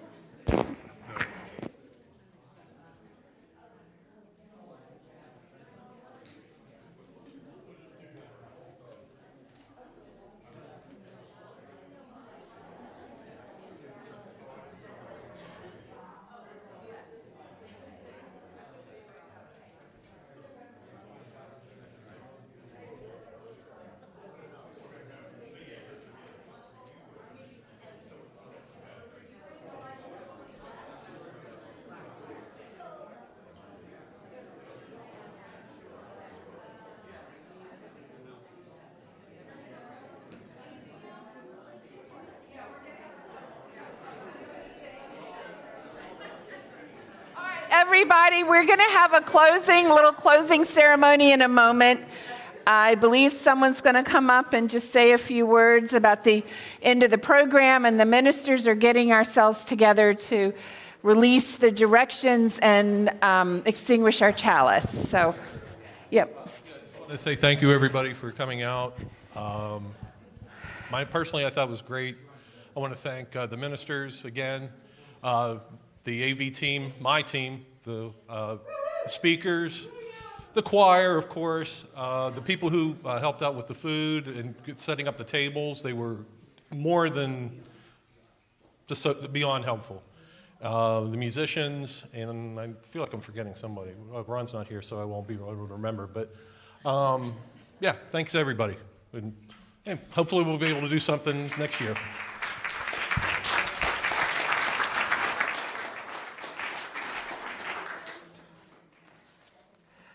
All right, I invite our ministerial colleagues to come forward and to Is this going to reach tech folks? Oh, got wireless coming. Okay, good. All right.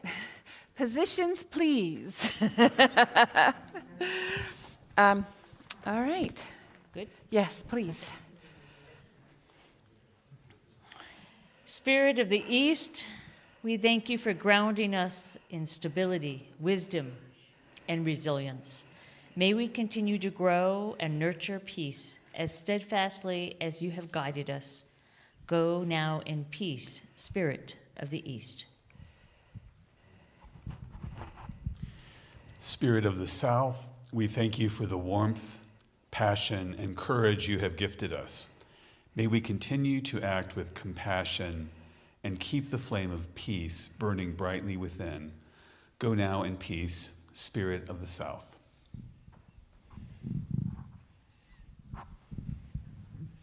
Spirit of the West, we are grateful for the healing, compassion, and emotional depth you have shared with us. May we flow forward with empathy and openness in our heart.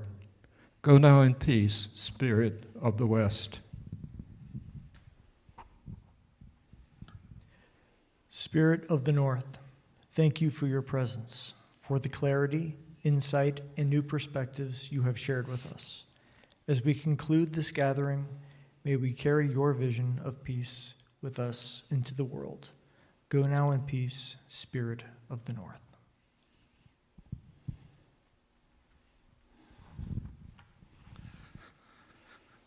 Spirit of above, thank you for your vast vision and boundless connection.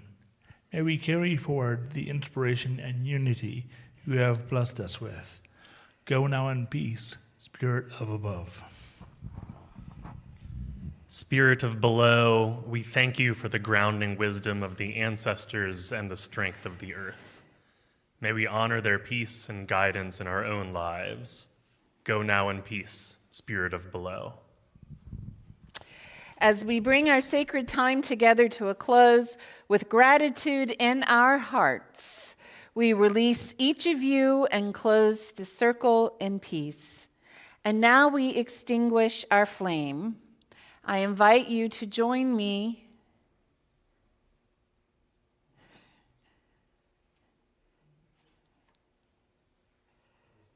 in saying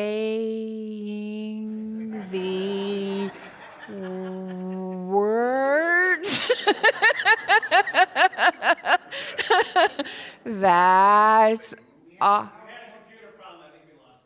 oh, all right. Well, I'll tell you what. I really love it when we can say this together. And it's the one that we all kind of know from our hymnals. And some of you actually, but I didn't put the number. All right. Well, join me if you can. How about that? We extinguish this flame, but not the light of truth, the warmth of community, or the fire of commitment. These we carry in our hearts until we are together again. Amen, Ashe, and blessed be. And now we are adjourned. Thank you.